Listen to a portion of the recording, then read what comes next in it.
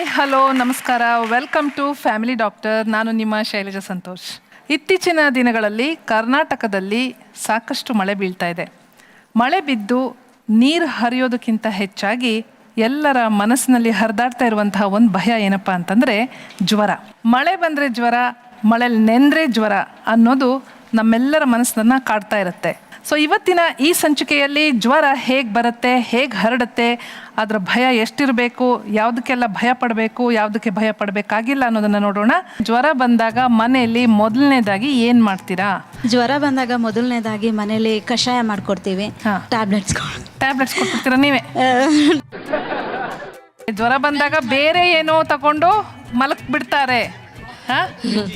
ಗಂಜಿ, ಓಕೆ, ಆಮೇಲೆ ಕಾಫಿ, ಆಮೇಲೆ ನಾನು ಹಿಂಗೆ ಇಟ್ಕೊಂಡಿದ್ದೀನಿ.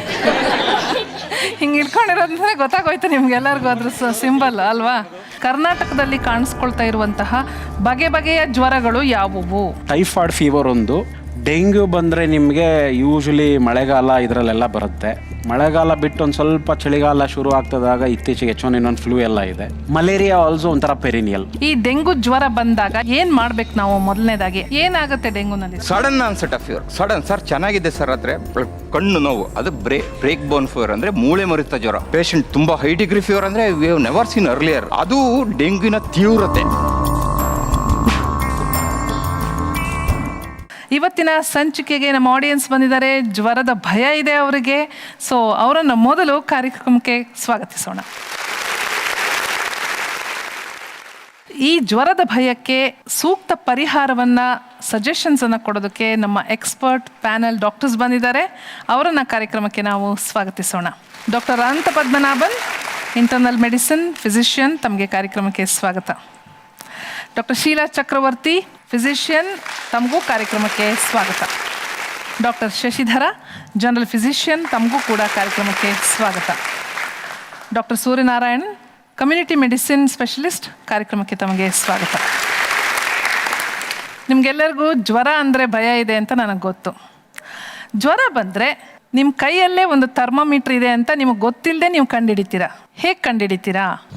ಹಿಂಗೆ ಮುಟ್ಟು ನೋಡ್ತೀವಿ, ಅವಾಗ ಜ್ವರ ಇದೆ ಅಂತ ಗೊತ್ತಾಗುತ್ತೆ. ನೀವೇನು ಮಾಡ್ತೀರಾ? ಜಸ್ಟ್ ಅವ್ರಿಗೆ ಬಾಡಿ ಟಚ್ ಮಾಡೋ ಟೆಂಪ್ರೇಚರ್ ಇದೆಯಾ ಅಂತ ಚೆಕ್ ಮಾಡ್ತೀವಿ. ಹಿಂಗೆ ತೋರಿಸಿ, ಇವಾಗ ಇದೆಯಾ ಅಂತ ಚೆಕ್ ಮಾಡ್ತೀವಿ. ಓಕೆ, ಜ್ವರ ಇದೆಯಾ ಅವ್ರಿಗೆ?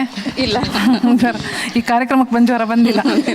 Okay, S, next. ಮೇಡಮ್, ನಾನೊಂದು ಶಾಲೆಯಲ್ಲಿ ಪ್ರಿನ್ಸಿಪಲ್ ಕೆಲಸ ಮಾಡ್ತಾಯಿದ್ದೀನಿ. ನಾನು ಸಾಮಾನ್ಯವಾಗಿ ನಮ್ಮ ಸ್ಟೂಡೆಂಟ್ಸು ಬಂದು ಹೇಳಿದಾಗ ನಾನು ಚೆಕ್ ಮಾಡೋದು ಫಸ್ಟು ಅವರು ಮೈ ಯಾವ ರೀತಿ ಬಿಸಿ ಇದೆಯಲ್ಲ ಫಸ್ಟ್ ನೋಡ್ತೀನಿ. ಆಮೇಲೆ ಕೈ ಹಿಡ್ಕೊಂಡ್ಬಿಟ್ಟು ಇದು ಪಲ್ಸ್ ರೇಟ್ ಎಷ್ಟಿದೆ, ಪರ್ ಸೆಕೆಂಡ್ ಎಷ್ಟಿದೆ ಅಷ್ಟು ನೋಡ್ತೀನಿ. Okay, very good sir.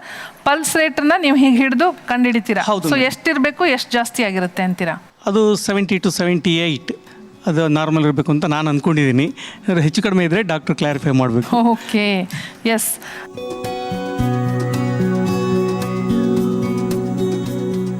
ಅಲ್ಲಿ ಹಿಡಿತಿದ್ದೀರಾ? ಓಕೆ, ಡಾಕ್ಟ್ರನ್ನ ಕೇಳೋಣ ಅದು ಕರೆಕ್ಟಾ ಅಂತ. ಮತ್ತೆ ನೆಕ್ಸ್ಟ್ ಬೇರೆ ಏನು ಮಾಡ್ತೀರಾ? ಜ್ವರ ಬಂದ ತಕ್ಷಣ ನನ್ನ ಮಗ ಜ್ವರ ಅಂತ ಹೇಳಿದ್ರೆ ಫಸ್ಟ್ ಅವ್ನು ಲಿಪ್ಸ್ ಎಲ್ಲ ಡ್ರೈ ಆಗಿ ಹೋಗುತ್ತೆ. ನಾರ್ಮಲ್ ಟೆಂಪ್ರೇಚರ್ಗೂ ಅವ್ನು ಮತ್ತೆ ಹೀಗಿರೋ ಟೆಂಪ್ರೇಚರು ಹೈ ಆಗಿ ಹುಡುಗಿ ಕಣ್ಣೆಲ್ಲ ರೆಡ್ ಆಗಿಬಿಡುತ್ತೆ. ನನ್ನ ಮಗನಿಗೆ ಕಣ್ಣೆಲ್ಲ ರೆಡ್ ಆಗುತ್ತೆ. ಆಮೇಲೆ ಒಂದು ಮೂಗತ್ರ ಕೈ ಇಟ್ಕೊಂಡಿದ ತಕ್ಷಣ ಅವನು ಉಸಿರಾಟದಲ್ಲಿ ಬಿಸಿ ಬಿಸಿ ಗಾಳಿ ಮಾತಾಡಿದ್ರು ಅಷ್ಟೇ, ಮಾತಾಡೋದಕ್ಕಿಂತ ಮೂಗಿನ. ಇದೆಲ್ಲ ಮಾಡ್ತೀರಾ? ಕಣ್ಣು ನೋಡ್ತೀರಾ, ಲಿಪ್ಸ್ ನೋಡ್ತೀರಾ, ಮೂಗತ್ರ ಕೈ ಹಿಡಿತೀರಾ. ಸೊ ನಿಮ್ಗೆ ಆವಾಗ ಗೊತ್ತಾಗುತ್ತೆ. ಚಿಕ್ಕ ಮಕ್ಕಳಾದರೆ ಹಣೆ ಮೇಲೆ ಕೈ ಇಟ್ಟು ಮತ್ತೆ ಕತ್ ಮೇಲೆ ಕೈ ಇಟ್ಟು ಚೆಕ್ ಮಾಡ್ತೀರಿ. ಮತ್ತೆ ಹೊಟ್ಟೆ ಮೇಲೆ ಕೈ ಇಟ್ಟು ಚೆಕ್ ಮಾಡ್ತೀವಿ. ಹಣೆ ಕೆಲವು ಸರಿ ತುಂಬ ಶೆಕೆ ಆದಾಗಲೂ ಬಿಸಿ ಆಗುತ್ತೆ. ಹೊಟ್ಟೆ ಮೇಲೆ ಇಟ್ಟರೆ ಅದು ಕನ್ಫರ್ಮ್ ಆಗಿ ಜ್ವರ ಬಂದಿದೆಯೋ ಇಲ್ವ ಅಂದ್ಬಿಟ್ಟು ಗೊತ್ತಾಗುತ್ತೆ. ಒಬ್ರು ನಾಡಿನ ಇಲ್ಲಿ ಹಿಡಿದ್ರು, ಅವರು ನಂಗೆ ಗೊತ್ತಾಗ್ಲಿಲ್ಲ ಅದು ಸರಿನಾ ಅಂತ ಫಸ್ಟ್ ನೀವು ಹೇಳಬೇಕು. ಇಲ್ಲ, ಅದು ತಪ್ಪದು. ಅಂದರೆ ನಾವು ಈ ಪಲ್ಸ್ ರೇಟ್ ನೋಡಬೇಕು ಅಂದರೆ ಆರ್ಟ್ರೀಸ್ನ ಪಾಲ್ಪೇಟ್ ಮಾಡಿ ನೋಡಬೇಕು.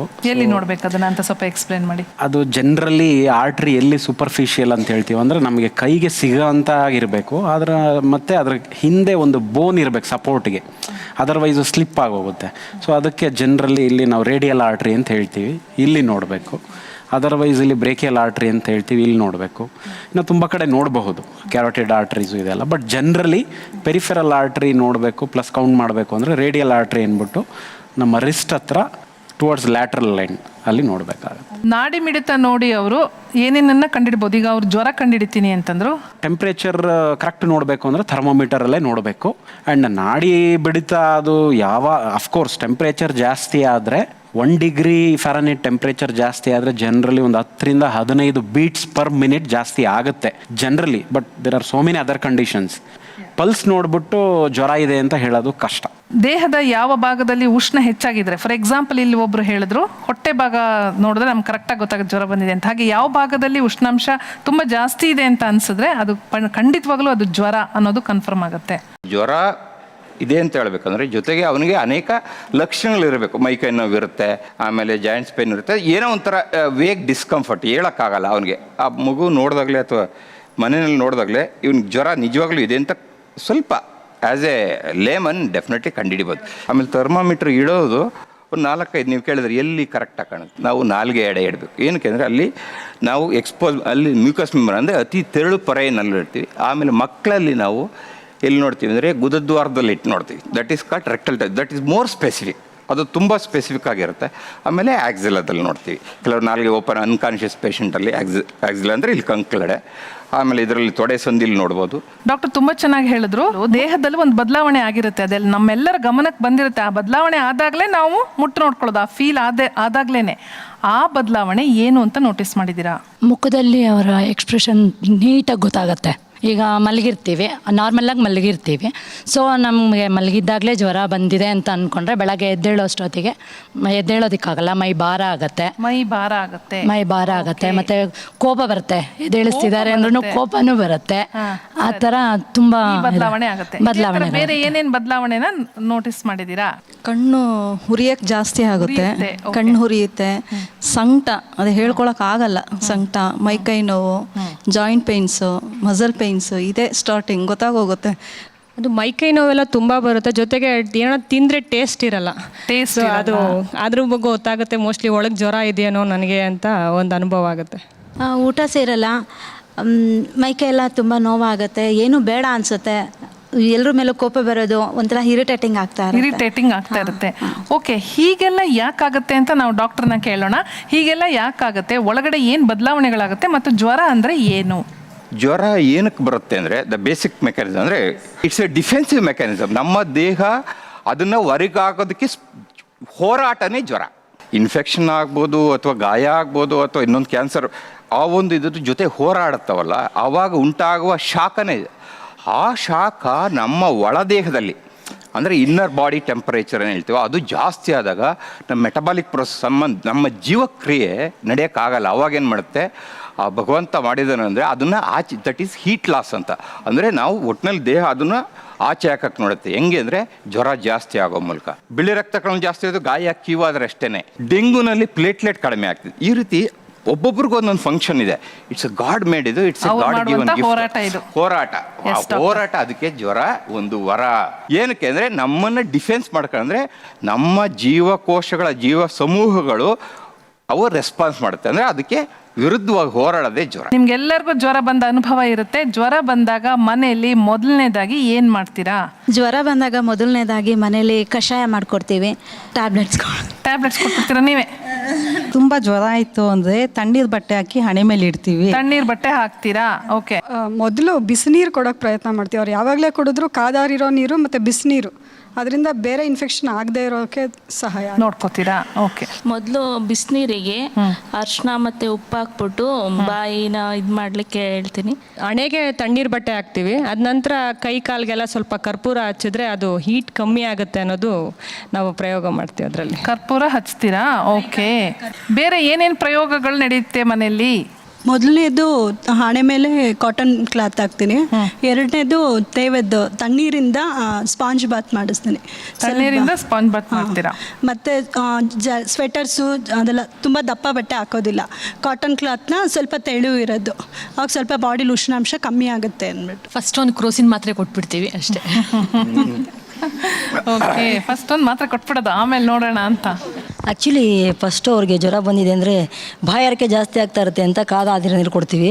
ಫಸ್ಟ್ ಅವ್ರು ಡ್ರೆಸ್ ಎಲ್ಲ ಚೇಂಜ್ ಮಾಡಿಬಿಟ್ಟು ಬರೀ ಇದು ಕಾಟನ್ದು ಬನಿಯನ್ ಹಾಕಿ, ಆಮೇಲೆ ಬೆಡ್ಶೀಟು ಅದೆಲ್ಲ ಏನು ಒದಿಸ್ತಿರಂಗೆ ಲೈಟಾಗಿ ಫ್ಯಾನ್ ಹಾಕ್ಬಿಟ್ಟು ಮನ್ಗಸಕ್ಕೆ ಟ್ರೈ ಮಾಡ್ತೀವಿ. ಜ್ವರ ಬಂದಾಗ ನಮಗೆ ಆಗ್ತಕ್ಕಂಥ ಅನುಭವ ಒಂಥರ ಹೊಟ್ಟೆ ಉರಿ, ಸಂಕಟ, ಗ್ಯಾಸ್ಟ್ರಿಕ್ ಇದೆಲ್ಲ ಅನುಭವ ಆಗುತ್ತೆ. ಅದಕ್ಕೆ ಫಸ್ಟು ನಾವು ಮಾಡಬೇಕಾಗಿರೋದು ಆಹಾರದಲ್ಲಿ ಒಂದು ಸ್ವಲ್ಪ ಮಜ್ಜಿಗೆಗೆ ಒಂದು ಸ್ವಲ್ಪ ಸೋಡಾ ಪುಡಿ ಹಾಕ್ಕೊಟ್ರೆ ಹೊಟ್ಟೆ ಉರಿ, ಸಂಕಟ ಕಡಿಮೆ ಆಗುತ್ತೆ. ಜ್ವರ ಬಂದವಾಗ ಅನ್ನ ಜಾಸ್ತಿ ಕೊಡಬಾರ್ದು ಮೇಡಮ್. ಅದು ಸ್ವಲ್ಪ ನೀವು ಬೆಲ್ಲ ಅನ್ನ ಕೊಡಲ್ಲ, ನೀವೇನ್ ಮಾಡ್ತೀರಾ? ಅನ್ನ ಕೊಡಲ್ಲ, ಒಂದು ಸ್ವಲ್ಪ ಬೆಲ್ಲ ಹಾಕಿ ಗಂಜಿ ಮಾಡಿ ಕೊಡ್ತೀನಿ. ಅದು ನಿಮ್ಗೆಲ್ಲ ಗೊತ್ತಿರ್ಬೋದು, ನಿಮ್ಮ ಮನೇಲಿ ಇರುತ್ತೆ. ಜ್ವರ ಬಂದಾಗ ಬೇರೆ ಏನೋ ತಗೊಂಡು ಮಲಕ್ ಬಿಡ್ತಾರೆ. ಗಂಜಿ, ಓಕೆ, ಆಮೇಲೆ ಕಾಫಿ, ಆಮೇಲೆ ನಾನು ಹಿಂಗೆ ಇಟ್ಕೊಂಡಿದ್ದೀನಿ, ಹಿಂಗೆ ಇಟ್ಕೊಂಡಿರೋದ್ರೆ ಗೊತ್ತಾಗೋಯ್ತು ನಿಮ್ಗೆಲ್ಲರಿಗೂ ಅದ್ರ ಸಿಂಬಲ್ ಅಲ್ವಾ? Yes, okay. ಇವರೆಲ್ಲ ತುಂಬ ವಿಷಯವನ್ನು ಹೇಳಿದ್ರು. ಜೀರಿಗೆ ಕಷಾಯದಿಂದ ಹಿಡಿದು ನಾವು ಬ್ರ್ಯಾಂದಿವರೆಗೂ ಬಂದ್ವಿ.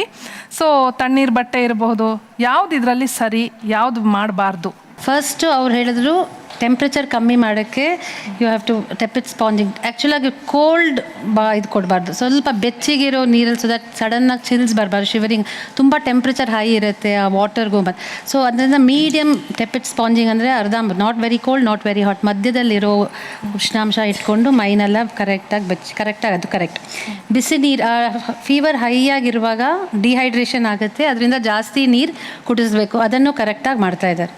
ಥರ್ಡ್ ಥಿಂಗ್ ಇಸ್ ಕ್ರೋಸಿನ್ ಅಂತೂ ಡೆಫಿನೆಟಾಗಿ ಕೊಡಬಾರ್ದು ಅಲ್ಲ. ಸಡನ್ ಟೆಂಪ್ರೇಚರ್ ಹೆಂಗಿದೆ ಅಂತ ನೋಡ್ಕೊಂಡು, ಇದೆಲ್ಲ ನೀವು ಮನೇಲಿ ಮಾಡೋದಿರೋದ್ರಿಂದ ಡೈರೆಕ್ಟಾಗಿ ಡಾಕ್ಟರ್ ಆಗಿಬಿಡಬಾರ್ದು. ಸೊ ಪ್ಯಾರಾಸಿಟಮಾಲ್ ಅನ್ನೋದನ್ನ ಕೊಡೋ ಮೊದಲು ನಾವು ವೈದ್ಯರ ಯೋಚನೆ ಮಾಡಬೇಕು ಫಸ್ಟ್. ಇದೆಲ್ಲ ನಾವು ಹೇಳೋದಿಲ್ಲ ಮೇಡಮ್, ಸ್ವಲ್ಪ ಹೋರಾಡಕ್ಕೆ ಬಿಡಿ, ದೇಹನ ಸಡನ್ ಆಗಿ ಸಪ್ರೆಸ್ ಮಾಡಬೇಡಿ. ಅದು ಒಳ್ಳೇದಕ್ಕಾಗ್ತಾ ಇದೆ, ಅದನ್ನು ಸಪ್ರೆಸ್ ಮಾಡೋದು. ಜ್ವರ ಬಂದ ತಕ್ಷಣ ಏನು ತೊಂದರೆ ಆಗಲ್ಲ ಅಂತ. ಜ್ವರದಿಂದ ಯಾರು ಹಾಸ್ಪಿಟಲ್ಗೆ ಹೋಗೋ ಅವಶ್ಯಕತೆ ಇಲ್ಲ, ಅನ್ಲೆಸ್ ಫಿಟ್ಸ್ ಅಂತ ಯಾರೋ ಹೇಳಿದ್ರಲ್ಲ, ಮಗುಗೆ ಫಿಟ್ಸ್ ಬರ್ಬೋದು. ಆ ಪರಿಸ್ಥಿತಿಯಲ್ಲಿ ಟೆಂಪ್ರೇಚರ್ನ ಇಮಿಡಿಯೇಟಾಗಿ ಕಮ್ಮಿ ಮಾಡೋದು ಅವಶ್ಯಕತೆ ಇದೆ. ಮಾಡ್ತಿರೋದೆಲ್ಲ ಕರೆಕ್ಟ್ ಇದೆ, ಎಕ್ಸೆಪ್ಟ್ ಫ್ಯೂ ಪ್ರಾಬಬ್ಲಿ ನಾವು ಹೇಳ್ದಂಗೆ ಇದೊಂದು ಲಕ್ಷಣ ಅಷ್ಟೇ. ಅದೊಂದು ಸಿಸ್ಟಮ್ ಇನ್ವಾಲ್ವ್ ಆದರೆ, ಎಕ್ಸಾಂಪಲ್ ಜ್ವರ ಜೊತೆ ಕೆಮ್ಮು, ಕಫ ಎಲ್ಲ ಬಂದಾಗ ಬ್ರಾಂಕೈಟಿಸು ಅಥವಾ ರೆಸ್ಪಿರೇಟರಿ ಇನ್ಫೆಕ್ಷನ್ಸ್ ಅಂತೀವಿ, ಅಥವಾ ಅವರು ಅರಿಶಿನ ಹಾಕಿ ಇದು ಮಾಡ್ಬೋದು. ಬಟ್ ನೀವು ಕೇಳಿದಾಗೆ ಜ್ವರಕ್ಕೆ ಮಾತ್ರ ಅಂದರೆ ತಣ್ಣೀರು ಬಟ್ಟೆ ಹಾಕಬೇಕು, ಫ್ಯಾನ್ ಹಾಕಬಹುದು, ಅದೆಲ್ಲ ಸರಿ ಇದೆ, ಅದೆಲ್ಲ ಸರಿ ಇದೆ. ಅದೆಲ್ಲ ಓಕೆ. ಡಾಕ್ಟರ್, ನೀವೇನಾದರೂ ಆ್ಯಡ್ ಮಾಡ್ತೀರಾ ಪಾಯಿಂಟ್ಸ್? ಮನೆ ಮದ್ದು ಅಂತ ಏನು ಹೇಳ್ತೀರಾ, ಇದು ಉಪಯೋಗ ಆಗ್ಬೋದು, ಆಗದೇನೂ ಇರ್ಬೋದು. ಕೇವಲ ಗಂಜಿ ತಗೊಳ್ಳೋದು ಅಥವಾ ಕಷಾಯ ತಗೊಳ್ಳೋದು, ಇದರಿಂದ ಉಪಯೋಗ ಎಷ್ಟರ ಮಟ್ಟಿಗೆ ಆಗುತ್ತೆ ಅನ್ನೋದು ಸೈಂಟಿಫಿಕ್ಕಾಗಿ ಎಲ್ಲೂ ಪ್ರೂವ್ ಆಗಿಲ್ಲ.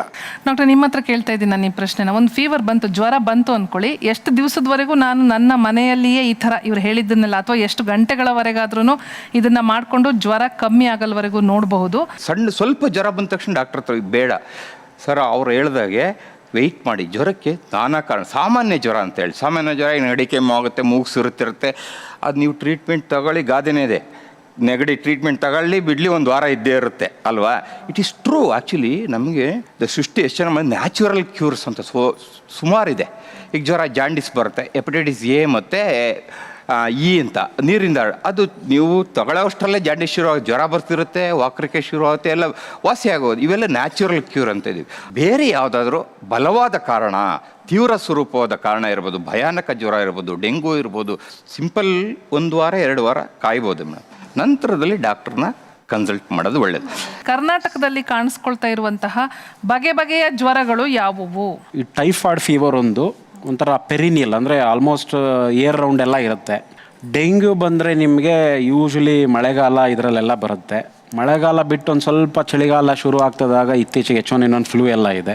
ಸೊ ಮಲೇರಿಯಾ ಆಲ್ಸೋ ಒಂಥರ ಪೆರಿನಿಯಲ್. ಅದರ್ವೈಸು ಕೆಲವು ಕಾರಣಗಳಿಂದ there are thousands of viruses, ನಾವೆಲ್ಲವುದು ಏನು ಟೆಸ್ಟ್ ಮಾಡಲ್ಲ. ಅದು ಒಂದು ಕಾಮನ್ ಕೋಲ್ಡ್ ಆಗಿರ್ಬೋದು, ಅಥವಾ ಫೆಬ್ರೈಲ್ ವೈರಲ್ ಇನ್ಲೆಸ್ ಆಗಿರ್ಬೋದು, ಅದು ಒಂದು ಇರ್ಬೋದು. ಸೊ ಜನರಲಿ ಈ 5 ವೈರಸಸ್ಸು ಅಂಟಿಲ್ ಅನ್ಲೆಸ್ ಸ್ಪೆಸಿಫೈಡ್. ಈಗ ಇವರು 5 ಐಡೆಂಟಿಫೈ ಮಾಡಿದಾರಲ್ಲ, ಸೊ ಅದರಲ್ಲಿ ಯಾವುದಾದ್ರೂ ಒಂದನ್ನು ನಾನು ನಿಮ್ಮನ್ನು ಕೇಳ್ತೀನಿ. For example dengue fever, dengue ಜ್ವರದ ಬಗ್ಗೆ. ಜ್ವರ ಏನದು ಡೆಂಗು ಜ್ವರ? ಅದು ಯಾಕೆ ಬಾರದೇ ಇರೋ ಥರ ನಾವು ಹೇಗೆ ತಡಿಬೇಕು? ಬಂದರೆ ನಾವು ಏನು ಮಾಡಬೇಕು? ಡೆಂಗಿ ಕಾಯಿಲೆ ಬರೋದು ಒಂದು ವೈರಾಣುವಿಂದ, ಒಂದು ವೈರಸ್ಸಿಂದ. ಈ ಒಂದು ಈಡಿಸ್ ಈಜಿಪ್ಟೈ ಮತ್ತು ಈಡಿಸ್ ಆಲ್ಬಿಪಿಕ್ಟಸ್, ಇವು 2 ಸೊಳ್ಳೆ. ಅಂದರೆ ಸಾವಿರಾರು ಸೊಳ್ಳೆಗಳ ಪ್ರಭೇದಗಳಿದೆ. ಬಹಳ ಮುಖ್ಯವಾಗಿರೋ ಸೊಳ್ಳೆಗಳು ಈ ಈಡಿಸ್ ಒಂದು, ಕ್ಯೂಲೆಕ್ಸ್ ಒಂದು, ಅನಾಫಿಲಿಸ್. ಈ ಈಡಿಸ್ ಈಜಿಪ್ಟೈ ಈ ಡೆಂಗಿ ಜ್ವರವನ್ನು ಹರಡುತ್ತೆ. ಒಬ್ಬ ಇನ್ಫೆಕ್ಟೆಡ್ ಪರ್ಸನ್, ಅಂದರೆ ಸೋಂಕಿರೋ ವ್ಯಕ್ತಿನ ಒಂದು ಸೊಳ್ಳೆ ಕಚ್ಚಿದಾಗ ಅವನಲ್ಲಿರೋ ಒಂದು ವೈರಸ್ಸು ಆ ಸೊಳ್ಳೆಗೆ ಹೋಗುತ್ತೆ. ಸೊಳ್ಳೆ ಮತ್ತೆ ಆರೋಗ್ಯವಂತ ಮನುಷ್ಯನನ್ನು ಕಚ್ಚಿದಾಗ ಈ ಒಂದು ವೈರಸ್ಸು ಅವನ ದೇಹವನ್ನು ಪ್ರವೇಶಿಸಿ ಅವನಿಗೆ ಡೆಂಗಿ ಕಾಯಿಲೆ ಬರುತ್ತೆ. ಏನಾಗುತ್ತೆ ಡೆಂಗುನಲ್ಲಿ? ಇತ್ತೀಚೆಗೆ ಈ ಮಂತಲ್ಲಿ ಬಂತಲ್ವಾ, sudden onset of fever. Sudden, sir ಚೆನ್ನಾಗಿದೆ ಸರ್ ಹತ್ರ, ಕಣ್ಣು ನೋವು, ಅದು ಬ್ರೇಕ್ ಬೋನ್ ಫೀವರ್ ಅಂದರೆ ಮೂಳೆ ಮುರಿತ ಜ್ವರ. ಇಡೀ ಮೂಳೆನೇ ಮುರಿತಾ ಇದ್ದಾರ ಯಾರೋ ಸೇರಿಕೊಂಡು ಅನ್ನೋಷ್ಟು ನೋವು ಕಣ್ಣುಗುಡ್ಡೆಗಳಲ್ಲಿ, ಮಾಂಸಖಂಡಗಳಲ್ಲಿ, even joints, severe joints pain. ಇದು ಫಸ್ಟ್ ಕಾಣಿಸುತ್ತೆ. ನಂತರ ಒಂದು 2-3 ದಿನದಲ್ಲಿ ಕೆಂಪು ಮಚ್ಚೆ ಶುರುವಾಗುತ್ತೆ, ರ್ಯಾಷಸ್ ಅಂತೀವಿ. ಆಮೇಲೆ ಕಂಜಕ್ಟಲ್ ಇಂಜೆಕ್ಷನ್ ಅಂತೀವಿ, ಅಂದರೆ ಕಣ್ಣು ಕೆಂಪಗಾಗುತ್ತೆ. ಅವ್ರು ಹೇಳಿದ್ರು ನನ್ನ ಮಗನಿಗೆ ಜ್ವರ ಬಂದರೆ ಕಣ್ಣು ಕೆಂಪಗಾಗುತ್ತೆ ಅದು.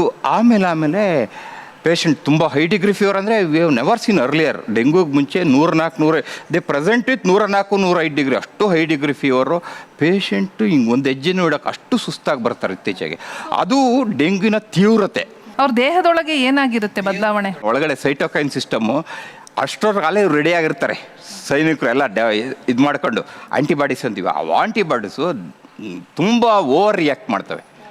ಓವರ್ ಆ್ಯಕ್ಟ್ ಮಾಡಿದಾಗ ಇಡೀ ಹೇಳಿದ್ರಲ್ಲಿ ಕೆಮ್ಮಾಗುತ್ತೆ, ಅದಾಗುತ್ತೆ, ಎವ್ರಿಥಿಂಗ್ ಎಲ್ಲನೂ ಸ್ಪಂದಿಸೋಕ್ಕೆ ಶುರು ಮಾಡಿ ಅವಾಗೇನಾಗುತ್ತೆ, ಎಲ್ಲ ಕನ್ಸಂಪ್ಷನ್ ಮಾಡ್ತವೆ. ಈ ಕ್ಲಾಟಿಂಗ್ ಫ್ಯಾಕ್ಟರ್ಸು ಅದು ಇದಾಗುತ್ತೆ. ಆಮೇಲೆ ಪ್ಲೇಟ್ಲೆಟ್ ಇದಾಗುತ್ತೆ, ಪ್ಲೇಟ್ಲೆಟ್ ಕಡಿಮೆ ಆಗುತ್ತೆ. ಆಮೇಲೆ ಕೆಪಿಲರಿ ಲೀಕ್ ಅಂತ ಆಗುತ್ತೆ, ಅಂದರೆ ಸ್ರಾವ ಆಗುತ್ತೆ.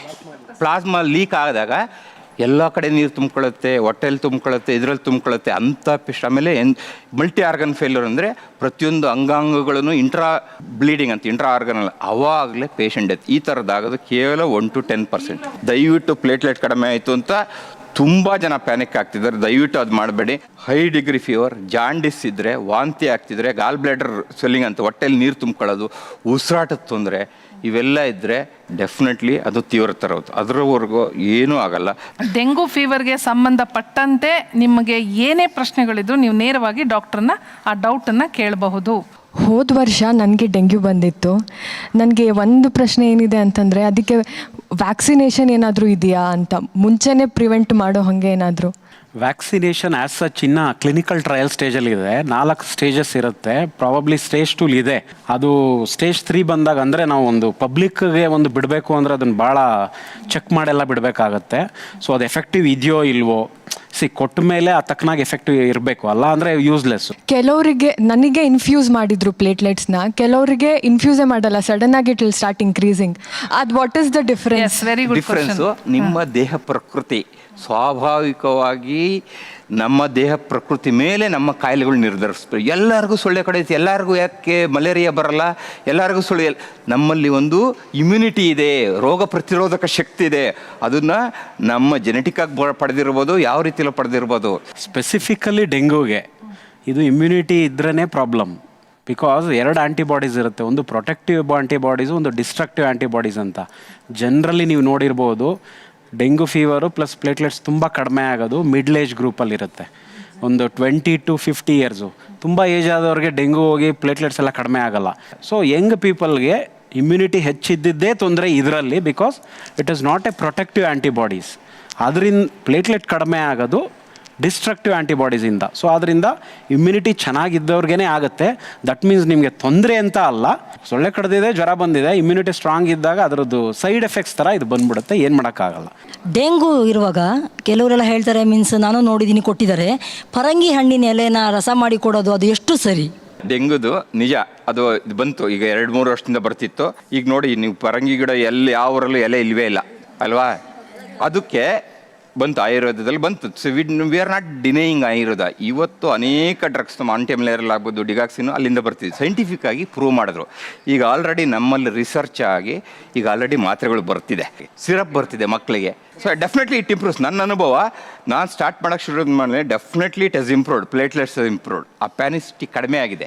ಡೆಂಗ್ಯೂ ಬರಬಾರ್ದು ಅಂದರೆ ಏನು ಪ್ರಿಕಾಷನ್ ತಗೋಬೇಕು? ಡೆಂಗು ಬರಬಾರ್ದು ಅಂತಂದರೆ ಫಸ್ಟ್ ಡೆಂಗು ಉತ್ಪತ್ತಿ ಆಗೋದು ಆ ಚಿಕ್ಕ ಚಿಕ್ಕ ನೀರು ಡಬ್ಬಿಗಳಲ್ಲಿ, ನೀರಲ್ಲೇ ನಿಮಗೆ ಫ್ರೆಶ್ ವಾಟರಲ್ಲೇ ಈ ಲಾರ್ವೆ ನಿಮಗೆ ಇದಾಗೋದು. ಸೊ ಅದರಿಂದ ನನ್ನ ಪ್ರಕಾರ ನಮ್ಮ ವಾತಾವರಣ ಸರಿಗೆ ಇಟ್ಕೊಂಡ್ರೆ, ಬಕೆಟ್ಸ್ ಎಲ್ಲ ರಿವರ್ಸ್ ಆಗಿ ಇಟ್ಕೊಂಡು ಎಲ್ಲೂ ನೀರು ಸೇರ್ಕೊಳ್ಳದೆ ಇದ್ದರೆ ನಾವು ನೋಡಿಕೊಂಡ್ರೆ 90% ಅಂಡ್ ನ್ಯಾಚುರಲಿ ಸೊಳ್ಳೆ ಪರದೆ ಅದೆಲ್ಲ ಹಾಕೊಳ್ಳೇಬೇಕು. ಬಿಕಾಸ್ ಅದು ನಾವು ಪರ್ಸ್ನಲ್ ಪ್ರೊಟೆಕ್ಷನ್ ಮಾಡೋಕ್ಕೆ ನಾವು ಸೊಳ್ಳೆ ಪರದೆ ಹಾಕೊಂಡು. ಸೊ ಡಾಕ್ಟರ್, ನೀವು ಹೇಳಿ, ಕಮ್ಯುನಿಟಿಲಿ ನೀವು ಏನೇನು ನೋಡ್ತೀರಾ, ಯಾವ ಥರ ನಾವು ಆ ಸೊಳ್ಳೆ ಉತ್ಪತ್ತಿ ಆಗದೇ ಇದ್ದ ಹಾಗೆ ನಾವು ಜಾಗರೂಕರಾಗಿ ಅವುಗಳನ್ನ ಇದು ಮಾಡಬೇಕು? ಸೊಳ್ಳೆ ನಿಯಂತ್ರಣ ಆಗಬೇಕು ಅಂದರೆ ಈಗ ಕೆಮಿಕಲ್ ಮೆಷರ್ಸ್ ಅಂತಿದ್ವಿ, ಅಂದರೆ ಈಗ ನಾವು ಇನ್ಸೆಕ್ಟಿಸೈಡ್ಸ್ ಕೀಟನಾಶಕಗಳನ್ನು ಉಪಯೋಗಿಸಿ ಸೊಳ್ಳೆಗಳನ್ನು ನಿಯಂತ್ರಣ ಮಾಡೋದಕ್ಕೆ ಪ್ರಯತ್ನ ಪಡೋದು, ಅದು ಒಂದು.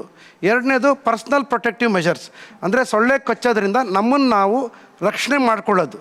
ಅಂದರೆ ಈಗ ಮನೆಯಲ್ಲಿ ಮಸ್ಕಿಟೋ ನೆಟ್ ಸೊಳ್ಳೆ ಪರ್ದ ಹಾಕ್ಕೊಳ್ಳೋದು, ಕಿಟಕಿಗಳಿಗೆ ಮೆಶ್ ಹಾಕ್ಕೊಳ್ಳೋದು, ಆಮೇಲೆ ನಾವು ಈ ಫುಲ್ ಆರ್ಮ್ ಶರ್ಟ್ಸ್ ಅಂತ ಆದಷ್ಟು ಉದ್ದ ತೋಳಿನ ಶರ್ಟ್ಗಳು ಹಾಕ್ಕೊಳ್ಳೋದು, ಮನೆಯಲ್ಲಿ ಹೊರಗಡೆ ಮಲ್ಕೊಳ್ಳೋದೇ ಕೆಲವು ಕಡೆ ಹೊರಗಡೆ ಮಲ್ಕೊಳ್ಳೋ ಅಭ್ಯಾಸಗಳಿದೆ, ಹೊರಗಡೆ ಮಲ್ಕೊಳ್ಳದೆ ಹಳ್ಳಿಗಳಲ್ಲಿ ಹೊರಗಡೆ ಅದು ಮಾಡಬಾರ್ದು, ಅದೊಂದು. ಜೊತೆಗೆ ಈ ಕೆಲವು ಮುಲಾಮುಗಳು ಸಿಗುತ್ತೆ, ರೆಪಲೆಂಟ್ಸ್ ಅಂತೀವಿ, ಅದನ್ನು ಹಚ್ಕೊಳ್ಳೋದು. ಅಂದರೆ ನಮ್ಮನ್ನು ಸೊಳ್ಳೆ ಕಚ್ಚೋದ್ರಿಂದ ರಕ್ಷಿಸ್ಕೊಳ್ಳೋದು ಒಂದು. ಎರಡನೇದು ಇನ್ನೊಂದು ಸೋರ್ಸ್ ರಿಡಕ್ಷನ್ ಅಂತ, ಅಂದರೆ ಎಲ್ಲಿ ಸೊಳ್ಳೆ ಮೊಟ್ಟೆ ಹಾಕಿ ತನ್ನ ಸಂತಾನಾಭಿವೃದ್ಧಿಯನ್ನು ಮಾಡ್ತೋ ಅದನ್ನು ತಡೆಗಟ್ಟಬೇಕು. ಇದು ಟೈಗರ್ ಮಸ್ಕಿಟೋ ಅಂತ ಕೂಡ ಕರೀತಾರೆ. ಅಂದರೆ ಇದರಲ್ಲಿ ಕಾಲ್ ಮೇಲೆಲ್ಲ ಪಟ್ಟೆ ಇರುತ್ತೆ. ಆಮೇಲೆ ಈ ಬೇರೆ ಸೊಳ್ಳೆಗಳಿಗಿಂತ ಇದು ಸ್ವಲ್ಪ ದೊಡ್ಡದಾಗಿರುತ್ತೆ. ಈ ನೀವು ಮನೆಯಲ್ಲಿ ಶರ್ಟ್ಗಳು ತಗಲಾಕಿದ್ರೆ ಅಥವಾ ಶೆಲ್ಫ್ಗಳಲ್ಲಿ ಅಲ್ಲೋಗಿ ಜಾಸ್ತಿ ಇರುತ್ತೆ ಅದು, ಬಟ್ ಕಚ್ಚೋದು ಸ್ವಲ್ಪ ಬೆಳಗ್ಗೆ ಮತ್ತು ಸಂಜೆ ಜಾಸ್ತಿ ಕಚ್ಚುತ್ತೆ. ಡೆಂಗು ಜ್ವರ ಬಂದಾಗ ಮೆಡಿಸಿನ್ ಜೊತೆಗೆ ಆಹಾರದಲ್ಲಿ ಏನಾದರೂ ಪಥ್ಯ ತಗೋಬೇಕಾ? ಹೌದು, ಪ್ಲೆಂಟಿ ಆಫ್ ಫ್ಲೂಯಿಡ್ಸ್, ಅಂದರೆ ಎಳ್ನೀರು, ಮೂಸಂಬಿ ಜ್ಯೂಸು, ನೀರಿನಂಶ ನೀವು ಎಷ್ಟು ಜಾಸ್ತಿ ಕುಡಿತೀರೋ ಅಷ್ಟು ಬೇಗ ರೋಗನ ಶಮನ ಮಾಡ್ಬೋದು. ಜೊತೆಗೆ ಪ್ಲೇಟ್ಲೆಟ್ ಕೂಡ ಸ್ವಲ್ಪ ಇಂಪ್ರೂವ್ ಆಗೋದಕ್ಕೆ ಸಹಕಾರಿಯಾಗುತ್ತೆ. ಈ ಥರ ಡೆಂಗು ಬಂದಾಗ ಜೀವಕ್ಕೆ ಅಪಾಯ ಆಗದೆ ಇರೋ ಥರ ನಮ್ಮನ್ನು ನಾವು ಹೇಗೆ ಸಂರಕ್ಷಿಸ್ಕೊಳ್ಬೇಕು? ಯಾಕಂದರೆ ಫ್ಲೂಯಿಡ್ಸ್ ತಗೋಬೇಕು, but at the same time ಅದರಲ್ಲೂ ಕೂಡ ನಾವು ಅದನ್ನು ಬ್ಯಾಲೆನ್ಸ್ ಮಾಡಬೇಕಾಗತ್ತೆ. ಸೊ ಜನರಲಿ ಅವ್ರಿಗೆ ಏನು ತೊಂದರೆ ಇಲ್ಲ, ಅವ್ರಿಗೆ ಅಡ್ಮಿಷನ್ಸ್ ಬೇಕಿಲ್ಲ ಅಂತ ನಾವು ಡಿಸೈಡ್ ಮಾಡಬಹುದು, ಅಥವಾ ಇನಿಷಿಯಲಿ ಪರವಾಗಿಲ್ಲ ಅಂತ ಅವ್ರ ಮನೇಲಿದ್ದಾಗ ಜನರಲಿ ಹಾಗೇನಾಗಲ್ಲ. ಸೊ ಆವಾಗ lots of fluids is okay. Once they are admitted and post discharge ಪರವಾಗಿಲ್ಲ ಈಗ ಹೋಗಿ ಅಂದಾಗ ಕುಡಿಬಿ, ಆ ಸ್ಟೇಜಲ್ಲಿ ಹೈಪರ್ ಹೈಡ್ರೇಷನ್ ಅಂತ ಹೇಳ್ತೀವಿ. ಆವಾಗ ವಿಗರಸ್ ಆಗಿ ಲೈಕ್ 4-5 ಲೀಟರ್ಸ್ ಪರ್ ಡೇ ಅದೆಲ್ಲ ಏನು ಬೇಕಾಗಲ್ಲ, ತೊಂದರೆ ಆಗಬಹುದು. So as a doctor at least ಒಂದ್ಸಲ OPD ನಾವು ನೋಡಿ ಅವ್ರಿಗೆ ಕರೆಕ್ಟ್ ಮಾರ್ಗದರ್ಶನ ಕೊಟ್ಟರೆ, ಆ ರೀತಿ ನಡ್ಕೊಂಡು ಹೋದರೆ okay. Every patient doesn't require admissions. ಮಾತುಕತೆಯನ್ನು ಮುಂದುವರ್ಸೋಣ. ಮಲೇರಿಯಾ, ಈ ಮಲೇರಿಯಾ ಅಂದರೆ ಏನು, ಹೇಗೆ ಬರುತ್ತೆ, ರೋಗ ಲಕ್ಷಣಗಳು, ಅದ್ರ ಬಗ್ಗೆ, ಆ ಸೊಳ್ಳೆಯ ಬಗ್ಗೆ ಮತ್ತು ಅದರ ಉತ್ಪತ್ತಿಯ ಬಗ್ಗೆ, ಅದು ಯಾವ ರೀತಿ ಕಚ್ಚುತ್ತೆ, ಏನಾಗತ್ತೆ ಬಂದಾಗ. ಮಲೇರಿಯಾ ಇವೆಲ್ಲ ವೆಕ್ಟರ್ ಬಾರ್ನ್ ಡಿಸೀಸ್ ಅಂತೀವಿ ಮೇಡಮ್. ಅಂದರೆ ಈ ಸೊಳ್ಳೆಯಿಂದ ಇದರಿಂದ ಹರಡೋದು. ಮಲೇರಿಯಾ ಕಚ್ಚೋದು ಸರ್ ಹೇಳಿದ್ರೆ ಈಗ ಎಡಿಸ್ ಸಿಬ್ಜಿಡ್, ಅದೇ ರೀತಿ ಅನಾಫಿಲಸ್ ಮಸ್ಕಿಟೋ, ಅದು ಹೆಣ್ಣು ಅನಾಫಿಲಸ್ ಮಸ್ಕಿಟೋ. ಇದು ಕಚ್ಚಿ ಒಂದು 3 to 4 ಡೇಸ್ ಆದಮೇಲೆ ರೋಗಿಗೆ ಲಕ್ಷಣ ಅದೇನಾಗುತ್ತೆ, ಇನ್ನೊಬ್ಬರ ಆಹಾರನ ಕಿತ್ಕೊಂಡು ತಿನ್ನುತ್ತಿದ್ದು. ಸೊ ಅಂದರೆ ಇಲ್ಲಿ ಒಳಗಡೆ ಹೋಗ್ಬಿಟ್ಟು ಅಲ್ಲಿ ಉತ್ಪತ್ತಿ, ಅಲ್ಲಿ ಫಸ್ಟು ಇನ್ಫೆಕ್ಷನ್ ಆಗುತ್ತೆ ಬ್ಲಡ್ಡಲ್ಲಿ. ಮಲೇರಿಯಾದ ಟಿಪಿಕಲ್ ಜ್ವರ ಅಂದರೆ ನಾನು ಹೇಳಿದೆ ಇಂಟರ್ಮಿಟೆಂಟ್ ಅಂತ. ಹೆಂಗಿದೆ ಸಾರ್, ದಿನ ಇಷ್ಟಿಷ್ಟು ಗಂಟೆಗೆ ಬರುತ್ತೆ ಪ್ರತಿದಿನ. ಆಮೇಲೆ ಅಸೋಸಿಯೇಟೆಡ್ ಚಿಲ್ಸ್ ಅಂಡ್ ಡ್ರೈಗೆಸ್, ಅಂದರೆ ಚಳಿ ಜ್ವರ ಹೇಳಿದ್ರೆ ನಾವು ಎಲ್ಲ ತೆಗಿತೀವಿ ಅಂತ ಅಲ್ಲಿ ತೆಗಿಯೋಕೆ ಚಳಿ ಜ್ವರ ಬರುತ್ತೆ. ಸೊ ಇವೆಲ್ಲ ಮಲೇರಿಯಾ ಲಕ್ಷಣ. ಮಲೇರಿಯಾ ಟಿಪಿಕಲ್ ಮಲೇರಿಯಾ ಅಂದರೆ ಮುಖ್ಯವಾದ ಲಕ್ಷಣಗಳು. ಬಟ್ ಹಿಂಗೆ ಇರಬೇಕು ಅಂತೆಲ್ಲ, ಅವರು ಬರೀ ಸೊಂಟ ನೋವು, ಮೈಕೈ ನೋವು, ಹೆಡೇಕು ಗೊತ್ತೇ ಆಗಲ್ಲ. ಎಷ್ಟೊಂದು ಸಲ ನಾವು ಮಿಸ್ ಮಾಡ್ತೀವಿ, ಜ್ವರನೇ ಇರಲ್ಲ ಪೇಷಂಟ್ಗೆ. ಎಲ್ಲೋ ಒಂದು ಕಡೆ ಮಲೇರಿಯಾ ಮಾಡಿದಾಗ ಪಾಸಿಟಿವ್ ಬರುತ್ತೆ. ಆಮೇಲೆ ಇನ್ನೊಂದು ತಪ್ಪು ಕಲ್ಪನೆ ನಮ್ಮ ಡಾಕ್ಟ್ರುಗಳಲ್ಲೂ ನಮಗೂ ಇರೋದಂದರೆ, ಮಲೇರಿಯಾ ಟೆಸ್ಟ್ ಮಾಡಿದಾಗ ಮಲೇರಿಯಾ ನೆಗೆಟಿವ್ ಅಂತಂದರೆ, ನೆಗೆಟಿವ್ ಇದೆ ಅಂದ ತಕ್ಷಣ ಮಲೇರಿಯಾ ಇಲ್ಲ ಅಂತ. ನೀನು ರೋಗ ಲಕ್ಷಣಗಳು ಇಂಪಾರ್ಟೆಂಟು. ಪರೀಕ್ಷೆ ಮಾಡಿದಾಗ ಸ್ಪ್ಲೀನ್ ಅಂತ, ಗುಲ್ಮ ಅಂತೀವಲ್ಲ, ಗುಲ್ಮ ಎಂಜರ್ ಅಲ್ಲಿ ರೆಟಿಕಲ್ ಎಂಡೋಥೆಲಿಯಲ್ ಸಿಸ್ಟಮ್ ಅಂದರೆ ಅವೆಲ್ಲನೂ ಹೋರಾಡೋದಕ್ಕೆ ದೊಡ್ಡದಾಗಿರುತ್ತೆ. ಅಲ್ಲಿ ಸ್ಪ್ಲೀನ್ ಇರುತ್ತೆ. ಮತ್ತು ಟಿಪಿಕಲ್ಲಾಗಿ ಫೀವರ್ ಹಿಸ್ಟ್ರಿ ಟಿಪಿಕಲ್ ನೋಡಿದಾಗ ನಾವು ಇಂಟರ್ಮೀಡಿಯೇಟ್ ಬಿಟ್ಟು ಬರುತ್ತೆ. ಸೊ ಆವಾಗ ಫಿಸಿಷಿಯನ್ ಅಥವಾ ಒಬ್ಬ ಡಾಕ್ಟರ್ ಅದನ್ನ ನಿರ್ಧರಿಸ್ತಾರೆ. ಅವ್ರ ಹತ್ರನೇ ಹೋಗೋಣ. ಅವ್ರ ಹತ್ರ ಏನು ಪ್ರಶ್ನೆಗಳಿದೆ ಮಲೇರಿಯಾಕ್ಕೆ ಸಂಬಂಧಪಟ್ಟಂತೆ ಅನ್ನೋದನ್ನ ನಾವು ಕೇಳಿ ತಿಳಿಯೋಣ. ಏನು ಪ್ರಶ್ನೆ ಇದೆ ಮಲೇರಿಯಾಕ್ಕೆ ಸಂಬಂಧಪಟ್ಟ? ಸರ್, ಈಗ ಮಲೇರಿಯಾ ಅಂದರೆ ಚಳಿ ಬಂದ್ರೆ ಮಾತ್ರನೇ ಕನ್ಫರ್ಮ್ ಆಗುತ್ತೆ ಅಥವಾ ಗೊತ್ತಾಗುತ್ತಾ ಸರ್ ಜ್ವರ ಬಂದಿದೆ ಮಲೇರಿಯಾ ಅಂತ? ಅದು ಚಳಿ ಬರಲೇಬೇಕು. ಫಸ್ಟ್ ಚಳಿ ಬಂದು ಆಮೇಲೆ ಟೆಂಪ್ರೇಚರ್ ತುಂಬ ಹೈ ಆಗುತ್ತೆ. ಅದೇನಾಗುತ್ತೆ ಅಂತಂದರೆ ಅವ್ರು ಹೇಳಿದ್ರಲ್ಲ RBC ಅಂತ, ರೆಡ್ ಬ್ಲಡ್ ಸೆಲ್, ಅದ್ರ ಒಳಗಡೆ ಆ ಪ್ಯಾರಾಸೈಟ್ ಒಳಗಡೆ ಕೂತ್ಕೊಂಡಿರೋದು. ಅದ್ರ ತುಂಬ ಉಬ್ಕೊಂಡು ಅದರ ಓಪನ್ ಆಗುವಾಗ ಟೆಂಪ್ರೇಚರ್ ಹೈ ಆಗೋದು.